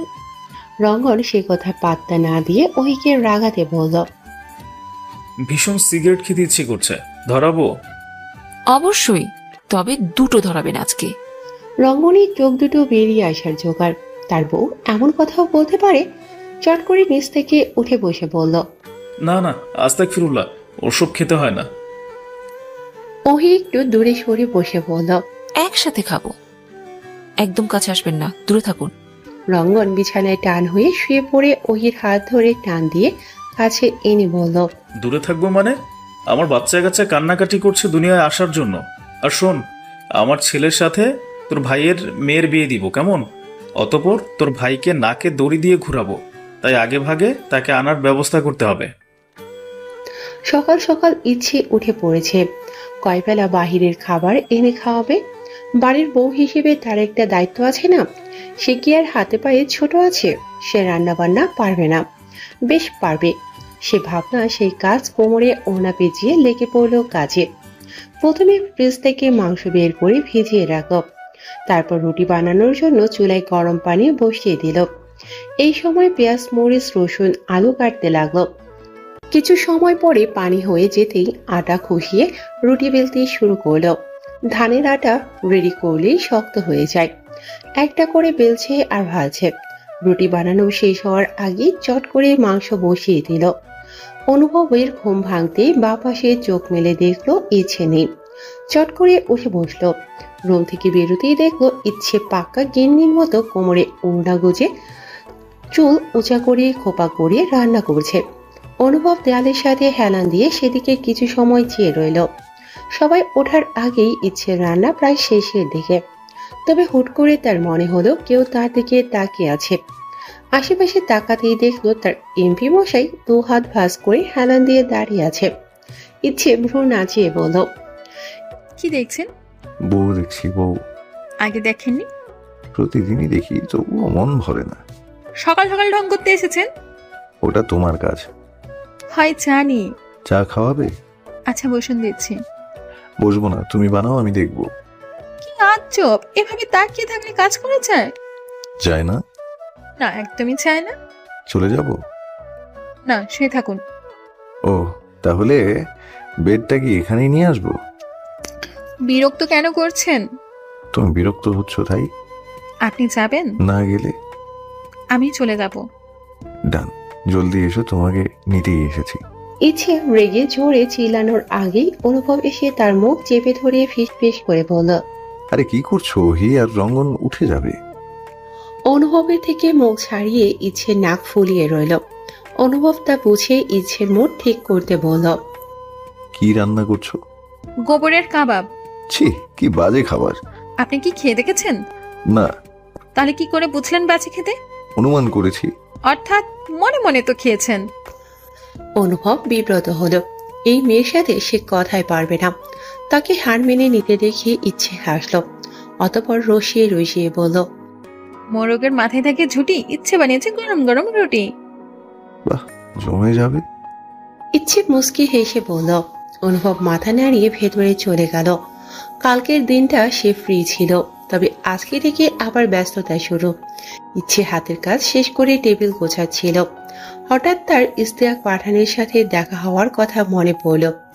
লোকে বলে বাপের সাথে মেয়ের মুখের মিল থাকে, তারও কি আছে? কই, কালকে তো বুঝলো না। আর অমন একটা পরিস্থিতিতে বোঝার কথাও নেই। সব থেকে বড় কথা, খেয়ালই করেনি। তবে তার এখনো অনেক কিছু জানার বাকি আছে, সব জানতে হবে। তার এসব ভাবনার মাঝে কলিং বেল বেজে উঠল। ইচ্ছে ঝটপট গিয়ে দরজা খুলতেই দেখলো আবিরদের সাথে আকলিমা বেগমও এসেছেন। ইচ্ছেকে দেখেই একগাল হেসে বললেন, কেমন আছে আমার বাচ্চাটা? ইচ্ছে মুস্কি হেসে বলল, আলহামদুলিল্লাহ, অনেক ভালো কাকি যান। তোমরা আগে ভেতরে এসো তো। আবির ভেতরে ঢুকতেই তার নাকে আগে মাংসের গন্ধ আসলো। টুক করে গিয়ে 2 টুকরো তুলে মুখের মধ্যে নিয়ে নিল।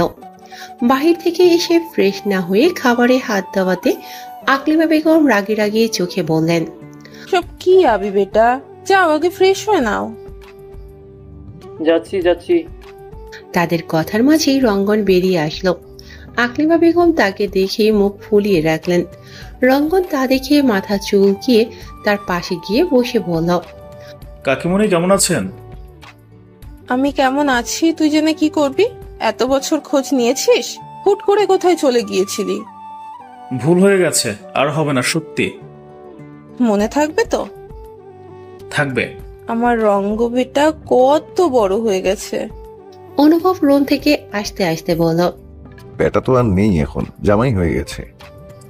একদম। আর তোর দুলা ভাই? আমি তোর দুলা ভাই, তুই আমার শালা।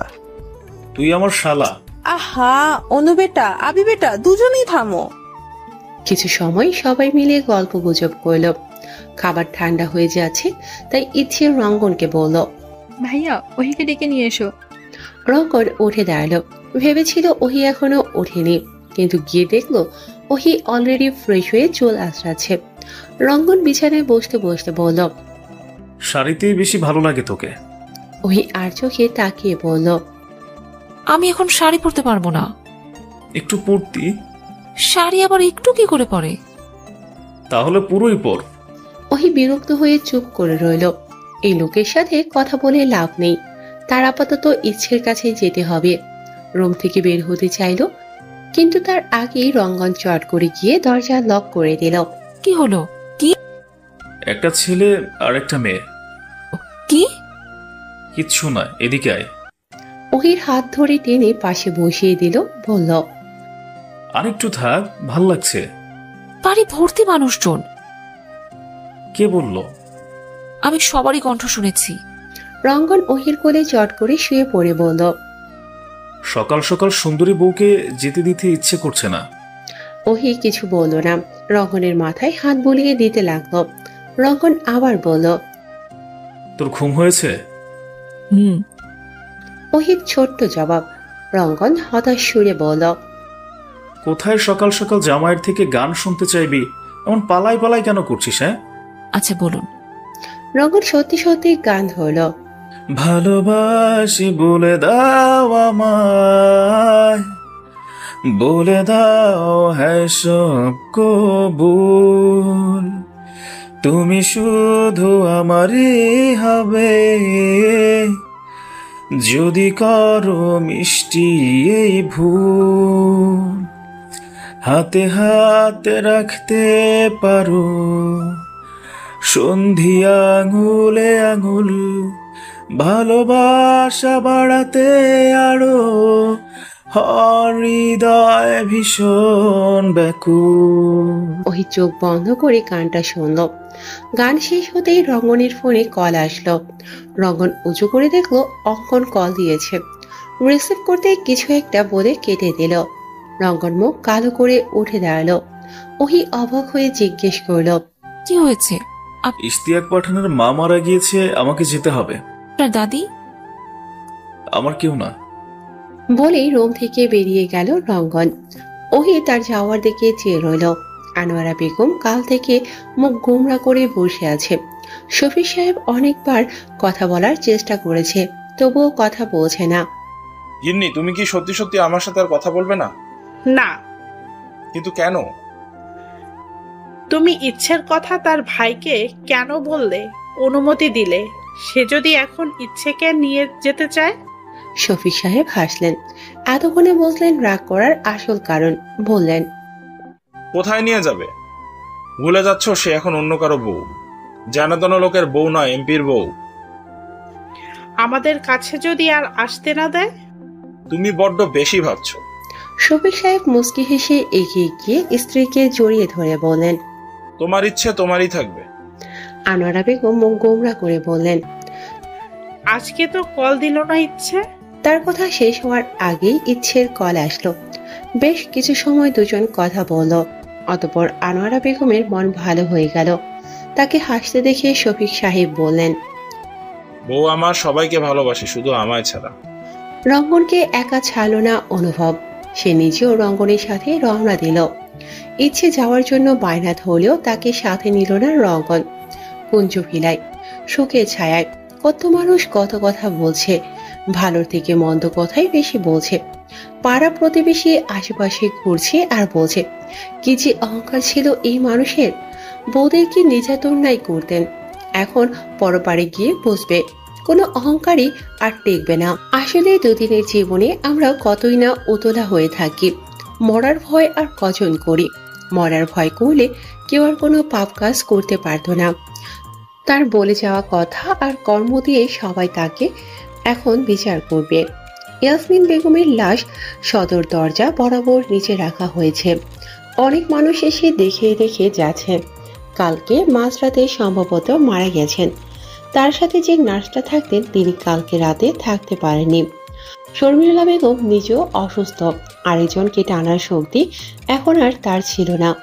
সকালে যখন ইশতিয়াক পাঠান জানতে পারলেন তার মা আজকে একা ছিলেন, দৌড়ে রুমে গিয়ে দেখেন মায়ের নিঃশ্বাস চলছে না, বন্ধ। দীর্ঘদিন যাবৎ অসুস্থ থাকায় কেউ কেউ বলছেন মরে গেছে, ভালো হয়েছে, বেঁচে গেছেন।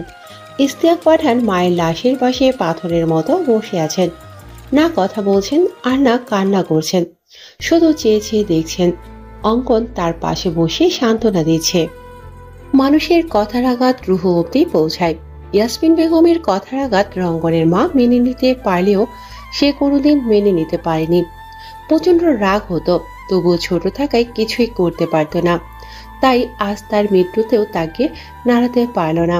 আসলে জীবনে কিছু মানুষকে কখনো মাফ করা যায় না। রঙ্গন বাসায় ঢুকে সোজা শর্মিলা বেগমের রুমে চলে গেল। পিছু পিছু অনুভব নিজেও গেল।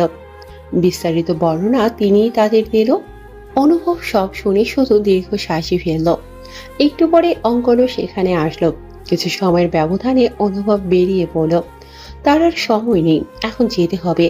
এত মানুষের ভিড়ে ইশতিয়াক পাঠান তাকে আর খেয়াল করল না। রঙ্গনের সব কাজ শেষ করে বাড়ি ফিরতে ফিরতে সন্ধ্যা লেগে গেল।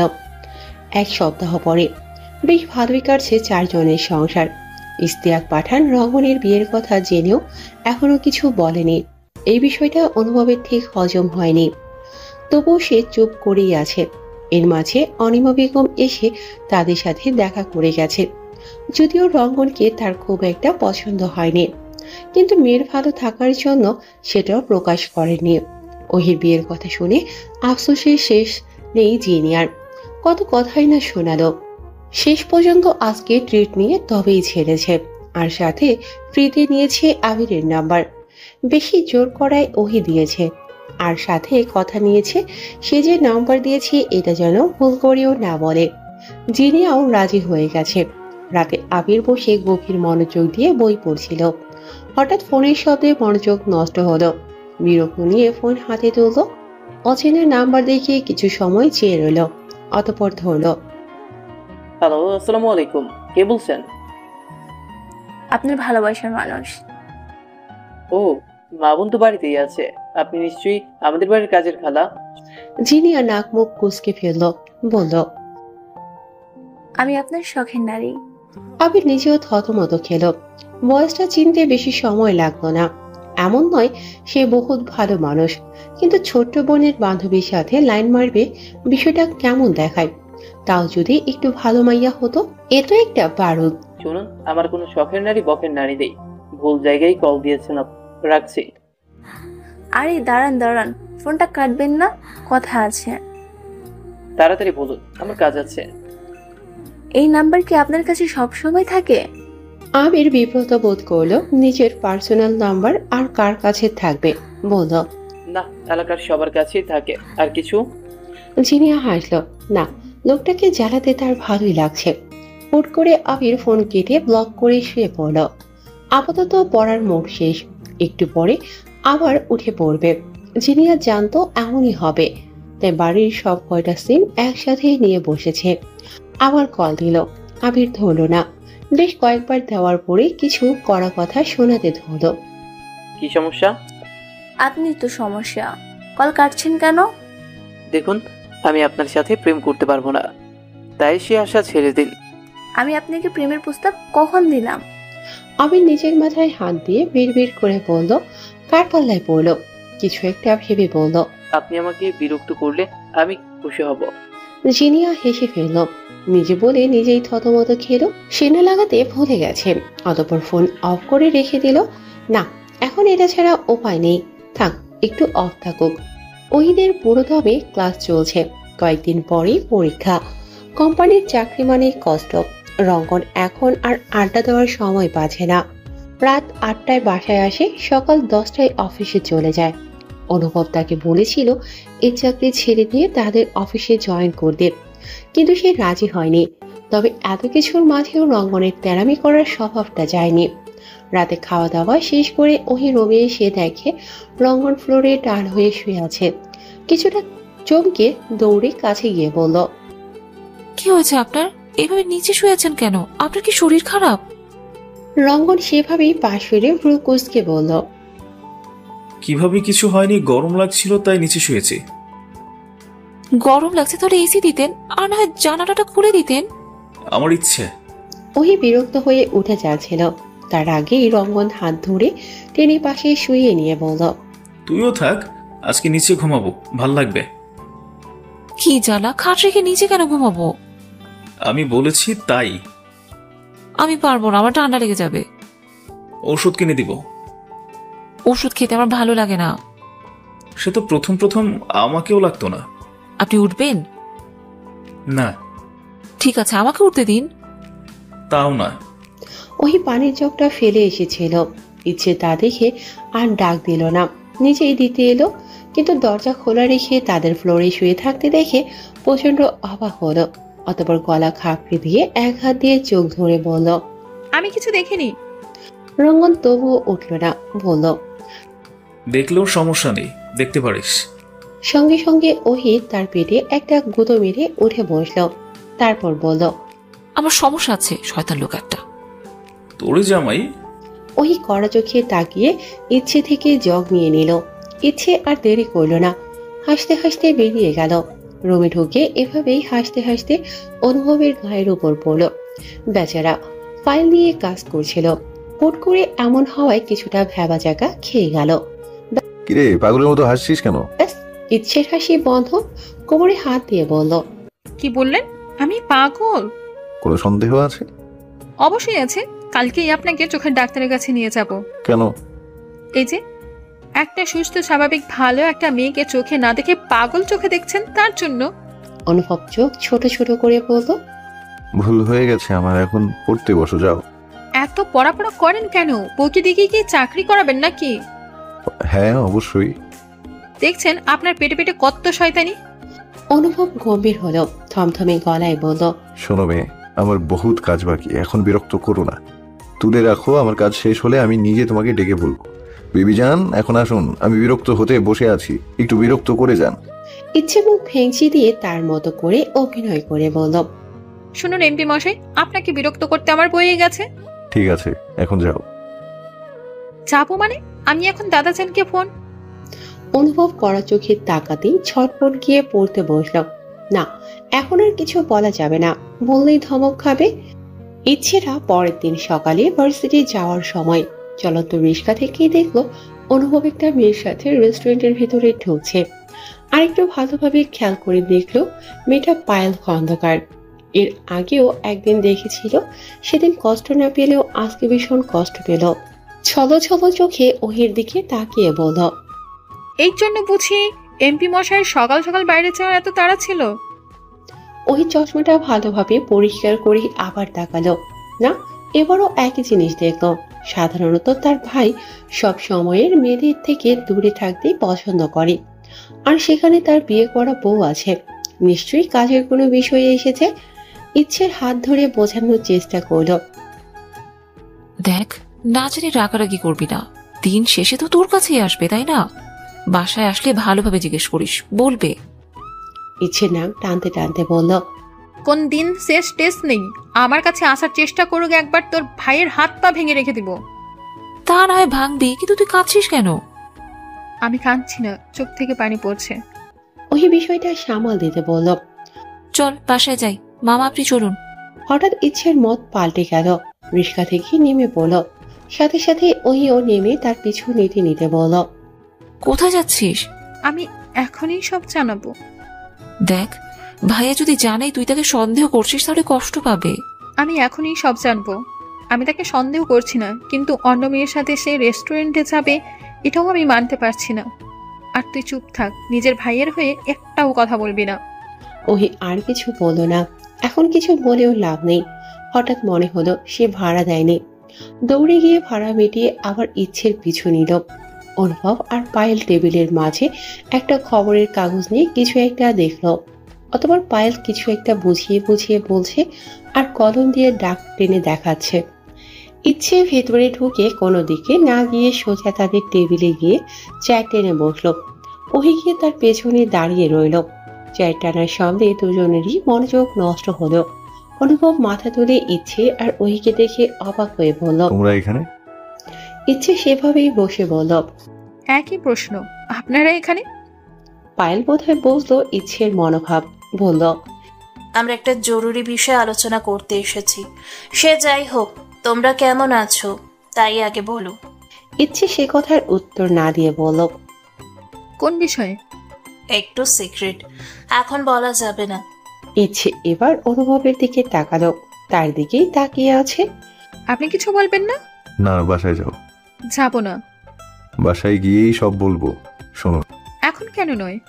অনুভব চোখের পলক ফেলল না, সেভাবেই এক ধ্যানে তাকিয়ে থেকে গম্ভীর কণ্ঠে বলল, সন্দেহ খুব খারাপ একটা অসুখ, যা একটা সুস্থ সুন্দর সম্পর্ককে সমাপ্তি করে দিতে পারে।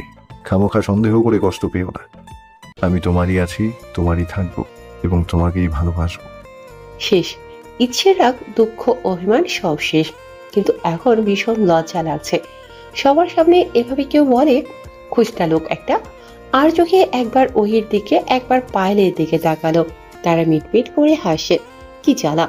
ইচ্ছে চট করে উঠে দাঁড়ালো, দৌড় দেওয়ার আগেই তার হাত টেনে আবারও বসিয়ে দিল পায়েল, সাথে ওহিকেও বসতে ইশারা করে বলল, আরে কোথায় যাচ্ছ? এত লজ্জা পেতে হবে না। তোমার বয়স আমি পেরিয়ে এসেছি, তাই এইসব খুব ভালো মতোই বুঝি। এখন এগুলো বাদ দিয়ে বলো কি খাবে? ইচ্ছে ভাবলো অনুভব রাগ করে আছে, কিন্তু তাকে অবাক করে দিয়ে অনুভব মুচকি হেসে বলল, ফুচকা খাবে? ইচ্ছে মাথা নাড়ালো, ওইকে জিজ্ঞেস করার আগেই বলল, আমি আইসক্রিম আর বার্গার খাবো। পায়েল কাগজপত্রগুলো ব্যাগে তুলে নিল, অনুভব সেই ফাঁকে অর্ডার দিয়ে দিল। সবার খাওয়া দাওয়া শেষ হতেই পায়েল কাজে আছে বলে বেরিয়ে পড়ল। অনুভব তাদের দুজনকে নিয়ে গাড়িতে উঠে বসল, তাদের নামিয়ে দিয়ে নিজের কাজে চলল। ওহিরা বাসায় ফিরে দেখল রঙ্গন মুখ ফুলিয়ে ড্রয়িং রুমের সোফায় বসে আছে। এক্সট্রা চাবি সবার কাছে আছে, তাই কিভাবে ঢুকেছে সেটা নিয়ে আর ভাবল না। ইচ্ছে আর ওহি একে অপরের দিকে তাকিয়ে তার দুই পাশে গিয়ে বসে বলল, কি হয়েছে আপনার? ভাইয়া, এই অসময়ে তুমি বাসায়? রঙ্গন হাত দিয়ে নখ কামড়াতে কামড়াতে বলল, চাকরি চলে গেছে। ইচ্ছে অবাক হয়ে বলল, কি? কেন?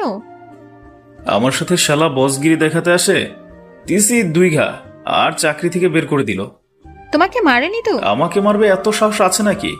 আমি চাকরি করব না বলে চলে এসেছি। ঠিক করেছে ভাইয়া।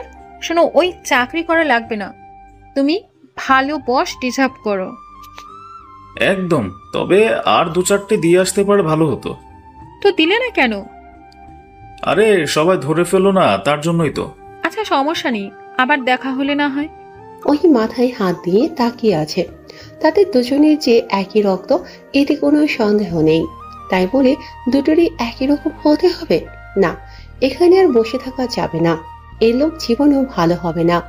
উঠে রুমের দিকে চলে গেল, সেদিকে তাকিয়ে ইচ্ছে বলল, ওহি মনে হয় রাগ করলো। আরে না, আমাদের কথায় বিরক্ত হয়ে চলে গেছে। 2 ভাই বোন একই রকম।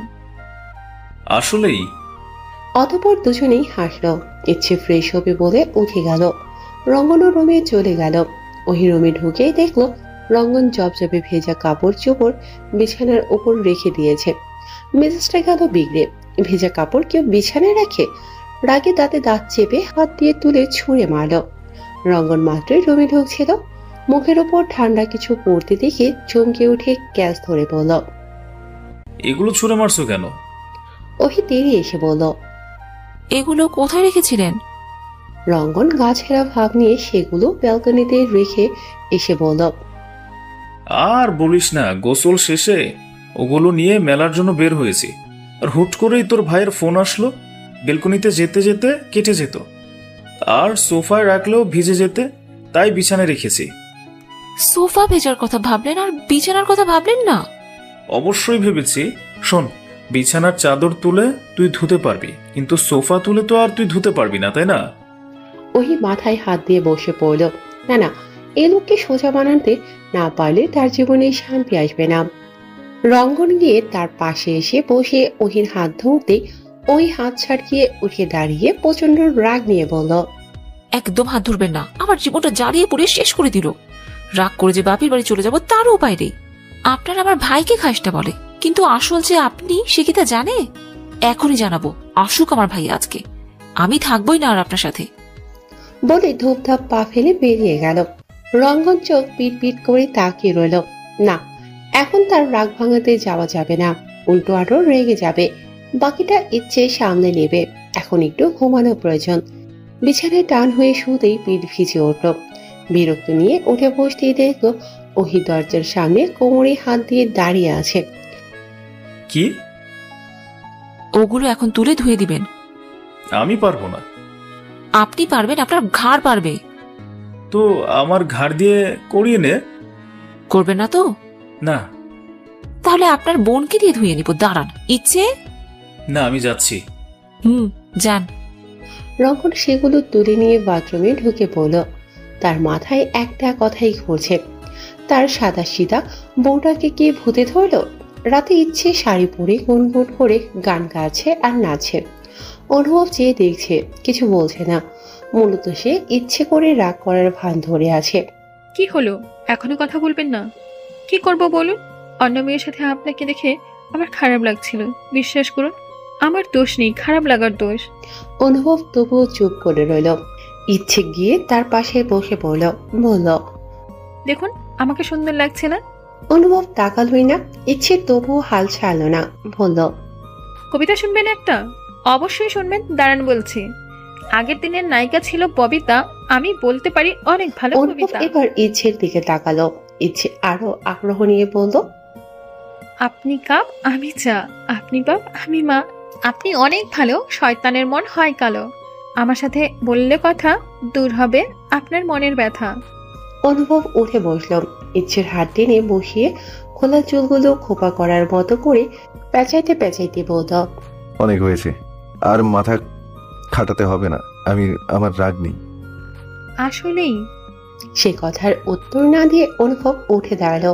অতঃপর ব্যালকনি থেকে একটা লাল গোলাপ নিয়ে সে ইচ্ছের খোপায় গুচি দিয়ে পেছন থেকে জড়িয়ে ধরে বলল, শোনো বউ, আজকে বোধহয় তোমায় একটু বেশি সুন্দর লাগছে। এক ফুল আরেক ফুলের সৌন্দর্য 1000 গুণ বাড়িয়ে দিয়েছে। ইশতিয়াক পাঠানের মতিগতি ইদানিং বোঝা দেয়। সারাক্ষণ কিছু একটা ভাবতে থাকে। খাওয়া দাওয়াটা ঠিক মতো করতে চায় না। ডক্টরের কাছে নিয়ে যেতে চাইলেই প্রচন্ড রেগে যায়। অঙ্কন এবার বিষয়টা সিরিয়াস ভাবে নিল। রঙ্গনকে জানালে সে বিষয়টা গিয়ে অনুভবের কাছে বলল। সবাই মিলে ঠিক করলো ধরে বেঁধে হলেও ডক্টরের কাছে নিয়ে যাবে, কিন্তু তা আর করতে হলো না। বিকালে ইশতিয়াক পাঠান নিজেই রঙ্গনকে ফোন দিয়ে জানালো শেষবারের মতো তাদের কিছু বলতে চায়। কথা শুনে বোঝা যাচ্ছিল তার বোধহয় শরীর খারাপ। চারজনেই বেরিয়ে পড়লো কুঞ্জ ভিলার উদ্দেশ্যে। ইশতিয়াক পাঠানের রুমের সামনে দাঁড়িয়েছিল অঙ্কন। সবাই আসতেই একসাথে ভেতরে ঢোকলো। ইচ্ছে দাঁড়িয়ে দাঁড়িয়ে এখনো মুখের ফেস মেলানোর চেষ্টা করছে। কেন জানে না, তার কষ্ট এবং রাগ দুটোই হচ্ছে। তাকে অন্য কারো কাছে দিয়ে দেওয়ার জন্য নয়, তার মাকে কষ্ট দেওয়ার জন্য। রঙ্গন আগে কথা বলল, আপনার কোথায় কষ্ট হচ্ছে? ইশতিয়াক পাঠান ভাঙা ভাঙা গলায় বললেন, কোথাও না তো। অনুভব ইশতিয়াক পাঠানের পাশে বসে বলল, কিছু বলতে চান আঙ্কেল? সেদিন রাতে অ্যাক্সিডেন্ট অন্য কারোর জন্য নয়, আমার জন্যই হয়েছিল। রঙ্গনের মা হুট করে সেই রাতে এসে ছেলের কাছে যাওয়ার জন্য জেদ ধরল। সচরাচর সে এমন কখনোই করতো না। আমি অবাক হয়ে বলেছিলাম কাল দিনে নিয়ে যাব, সে শুনল না। বলল তার হাতে নাকি সময় নেই, একবার ছেলেকে দেখতে চায়। শেষ পর্যন্ত বিরক্তি নিয়ে তাকে নিয়ে চললাম রঙ্গনের কাছে। তার উপরে রাগ নিয়ে প্রচন্ড জোরে গাড়ি চালাচ্ছিলাম আমি, কিন্তু ও কিছু বলছিল না। তাই আমি আরো জোরে চালানো শুরু করি। হুট করে ব্রেক হারিয়ে কিছু একটা ধাক্কা খেলাম। আমার কিছুটা হুঁশ ছিল। দুজনকে দুই গাড়িতে তুলে নিয়ে হাসপাতালে যাওয়া হলো। রঙ্গনের মাকে যে হাসপাতালে নিয়ে গেছিল সে আর কেউ না, অনুভব নিজেই। তবে সে তো তাকে চিনত না, তাই তোকেও বলেনি, আমাকেও সে খেয়াল করেনি, কিন্তু আমি তাকে হালকা হালকা দেখেছিলাম। হাসপাতালে নেওয়ার পর ডাক্তার জানায় সে মারা গেছে। প্রথমে ভাবি হয়তো আমার জন্য, কিন্তু তারা পরীক্ষা করে জানায় অ্যাক্সিডেন্ট করে না, তার আগেই সে মারা গেছে। তবে সে কথা আমি কাউকে জানাইনি। রঙ্গন আহত চোখে তাকিয়ে বলল, মায়ের মৃত্যুর খবরটা আমাকে কেন দিলেন না? তোর পরীক্ষা খারাপ হবে ভেবে। আপনি কি মানুষ? না। এই জন্যই আমি পড়াশোনাটা ছেড়ে দিয়েছিলাম। আপনাকে কোনোদিন আমি মাফ করব না। ইশতিয়াক পাঠান কিছু সময় চুপ থেকে বলল, অনুভব তোমাদের ম্যানেজার মতিন শিকদার ভালো লোক নয়। সে দীর্ঘদিন ধরে আমার হয়ে কাজ করছে, আর তোমাকে ফাঁসানোর কারণ ছিল তোমার বাবার সাথে আমার একটা শেয়ার ছিল, সেখানে কিছু গন্ডগোল হয়, সে আমাকে বাদ দিয়ে দিয়েছিল। তাই আমি যখন জানলাম তুমি তার ছেলে, তখন আর চাইনি আমার ছেলে তোমার সাথে বন্ধুত্ব রাখুক। ওই হঠাৎ ছোট ছোট করে তাকিয়ে বলল, আপনার কি কষ্ট হচ্ছে? উত্তর দিল না। অনুভব ভাবলো এবার কি ইচ্ছের কথা বলবে। এতটা সময় ইচ্ছে একটা কথা বলেনি। সে চুপচাপ দেখলো। রঙ্গন হঠাৎ ইচ্ছের দিকে তাকিয়ে কিছু বলার প্রস্তুতি নিতেই ইশতিয়াক পাঠানের নাক মুখ দিয়ে রক্ত উঠতে লাগলো। সবাই ধরাধরি করে হাসপাতালে নিয়ে যেতে মৃত ঘোষণা করা হলো, আর সাথে জানানো হলো ইশতিয়াক পাঠান সুইসাইড করেছে। কেন, কি কারণ এসব বলার জন্য তো আর তিনি বেঁচে নেই। বিদায় বেলাতেও ইচ্ছের পরিচয়টা তার জানা হলো না। কিছু সত্য গোপনেই রয়ে গেল। তবে এত কিছুর পরেও ইচ্ছে আর রঙ্গনের চোখে অশ্রু গড়াতে ভুলল না। ইচ্ছেদের পরীক্ষা শেষ, কিছুদিনের ছুটি পেয়েছে, বাড়িতে অনেক সময় কাটাচ্ছে তারা। রঙ্গন পড়াশোনার পাশাপাশি নতুন চাকরি পেয়েছে। যে গ্যাপটা ছিল তা পূরণ করার চেষ্টা। অনুভব আজকে সমাবেশে গেছে, সেখানে গরিব মানুষদের খাদ্য আর পোশাক বিতরণ করবে। ইচ্ছেও যেতে চেয়েছিল, কিন্তু তাকে আর নিল না অনুভব। পরের দিন সবাই মিলে ওহিদের বাড়ির উদ্দেশ্যে রওনা দিল। শর্মিলা বেগম, রঙ্গনের দাদিমা এখন অনুভবদের বাসাতেই আছেন, আর রঙ্গনের আলিশান বাড়িটা নিস্তব্ধ হয়ে পড়ে আছে। এতদিন পরে সবাই একসাথে হয়েছে, গল্প গুজবে মেতে উঠেছে সকলেই। হঠাৎ আফসান মির্জা, অনুভবের বাবা, ফোন দিয়ে জানালেন তিনি আর বাহিরে থাকবে না, খুব তাড়াতাড়ি দেশে আসবে, আর ওহিদের ধুমধাম করে বিয়ে দেবে। সবাই ভীষণ খুশি হলো। অনিমা বেগম তো খুশিতে কান্নাই করে ফেললেন। তার কান্না দেখে আকলিমা বেগম নিজেও কান্না করে ফেললেন। কতদিন পর মানুষ দুটো এক হবে। শফিক সাহেবের শরীরটা ইদানিং ভালো যাচ্ছে না, এটা নিয়ে আনোয়ারা বেগমের চিন্তার শেষ নেই। ইচ্ছে সে কটা দিন থেকে গেছে তাদের কাছে, নিয়ে যেতে চেয়েছিল সাথে করে, কিন্তু শফিক সাহেব গেলেন না। আজকে রাতের খাবার খাওয়ার পরে আনোয়ারা বেগম কান্নাকাটি করতে বসলেন। তাকে এভাবে কাঁদতে দেখে শফিক সাহেব বললেন, কি গো গিন্নি, কাঁদছো কেন? তুমি কি আমাকে একা করে চলে যাওয়ার চিন্তা করছো? শফিক সাহেব মুস্কি হেসে বললেন, বয়স তো হয়েছে গিন্নি, তবে তোমাকে রেখে যাওয়ার যে ইচ্ছা আমারও নেই। আল্লাহ যদি ডাকে তাহলে যেন একসাথেই নিয়ে যান। শফিক ইশারা করে পাশে শুতে বললেন। আনোয়ারা বেগম শুতেই তিনি বললেন, আপনার মতো ঘরনি সবার হোক বিবিজান। আপনার মতো জামাইও সবার হোক মাস্টার মশাই। ভালোবাসি। আমিও। কতখানি? যতখানি আপনি ভালোবাসেন তার থেকে একটু বেশি। শফিক সাহেব হাসলেন। অনেক রাত হয়ে গেছে, এখন ঘুমানো দরকার। ঘুমিয়ে পড়ো, তোমার আমার প্রেম আলাপ শেষ হওয়ার না। ইদানিং ওহি ভীষণ দুর্বল হয়ে পড়েছেন, ঠিকমতো খেতে পারে না, সবকিছুই তার গন্ধ লাগে। আজকে আবার মাথা ঘুরিয়ে পড়ে গেছে। টেনশনে মাথা ফেটে যাচ্ছে অনুভব আর রঙ্গনের। ইচ্ছের কিছুটা সন্দেহ হতে সে ওহিকে পরীক্ষা করে নিতে বলল। ইচ্ছে পাইচারি করছিল। ওহি ধীরে সুস্থে বেরিয়ে আসলো। ইচ্ছে তার মুখের দিকে তাকিয়ে আছে সুখবরটা শোনার জন্য, কিন্তু সে কিছুই বলছে না। এবার বিরক্ত হয়ে বলল, কিছু তো বল। লজ্জা লাগছে আমার। তার মানে? ওহি মুস্কি হেসে মাথা নাড়ালো। ব্যাস, ইচ্ছে দৌড়ে বেরিয়ে গিয়ে সবাইকে জানালো। অনুভব আর রঙ্গনের দুজনের দু রকমের অনুভূতি হচ্ছে। অবাক করা বিষয়, রঙ্গনের চোখ ছলছল করছে। তা দেখে মজা নিতে চাইল না অনুভব। বলল, তোর কি বাবা না আসা পর্যন্ত অপেক্ষা করা গেল না? না, গেল না। নিজের বিয়ের অনুষ্ঠান হওয়ার আগে বাচ্চা আসার অনুষ্ঠানের ব্যবস্থা করে দিলি। রঙ্গন হাসলো, বলল, শোন, অনুষ্ঠানটা আমানত হিসেবে তুলে রাখ। পরে যদি আমার ছেলের সাথে তোর মেয়ের বিয়ে না দিতে চাস, তখন তাই সুযোগটা রেখে দিলাম। অনুভব মুখ ভেঙিয়ে বলল, আশায় থাক, আমার মেয়েকে ঠোর ঘরে দিব না। রঙ্গন উঠে দাঁড়ালো, যেতে যেতে বলল, সে উত্তর পরে দিব, আগে তোর বোনকে দেখে আসি। থাক। ওই ঘরে বসে নিজে নিজেই হাসছিল। রঙ্গন পেছন থেকে গিয়ে তাকে জড়িয়ে ধরে বলল, কিরে হাসছিস কেন? জানেন না নাকি? জানি, তবে আবার বল। পারবো না। বলতো, আমাদের ছেলে কার মতো হবে? ছেলেই হবে। আপনি শিওর? অবশ্যই। তাহলে আর কার মতো হবে? আপনার মতোই। আচ্ছা দাঁড়া, ওর থেকেই শুনি। রঙ্গন ওহিকে বসিয়ে তার পেটে কান দিয়ে জিজ্ঞেস করল, কিরে তুই কার মতো হবি বলতো? ওহি হাসে। রঙ্গন নিজে বসেই তার দিকে তাকিয়ে বলল, ভালোবাসি তোকে। আমি বাসি না। কেন? আপনি তুই বলাটা কি এখনো বাদ দিবেন না? না, তোকে আর তোর ভাইকে তুই বলতে আমার অনেক ভাল লাগে। ঢং। রঙ্গন হেসে ওহির হাত ধরে বলল, আমার অগোছালো জীবনটাকে সুন্দর করে সাজিয়ে দেওয়ার জন্য অনেক অনেক ধন্যবাদ বউ। তোকে জ্বালাতন করতে আমার ভীষণ ভালো লাগে, আর আমি সারা জীবন এই কাজটাই করতে চাই। সবাই তো ভালোবেসে পাশে থাকে, আমি না হয় জ্বালিয়েই পাশে থাকলাম। ভালোবাসাটা হয়তো ঠিক মতো প্রকাশ করতে পারি না, কিন্তু সত্যি এটাই, আমিও আপনাকে অনেক ভালোবাসি। ইচ্ছে ভীষণ খুশি। আনোয়ারা বেগম ফোন দিয়ে জানাতেই তিনি বললেন, তুই কবে নিবি? ব্যাস, তার মাথায় এখন এটাই ঘটছে। মুখ ফুলিয়ে রুম ঢুকে চুপচাপ বিছানার উপর বসলো। অনুভব একটা বই পড়ছিল, ইচ্ছেকে আসতে দেখে রেখে দিল। বলল, এই তো খুশিতে নাচানাচি করছিলে, আবার কি হলো? ইচ্ছে মুখ ফুলিয়েই বলল, আমারও বাচ্চা চাই। আমার বাচ্চা আমাকে কি বলে রাখবে, এই টেনশন কি তোমার শেষ?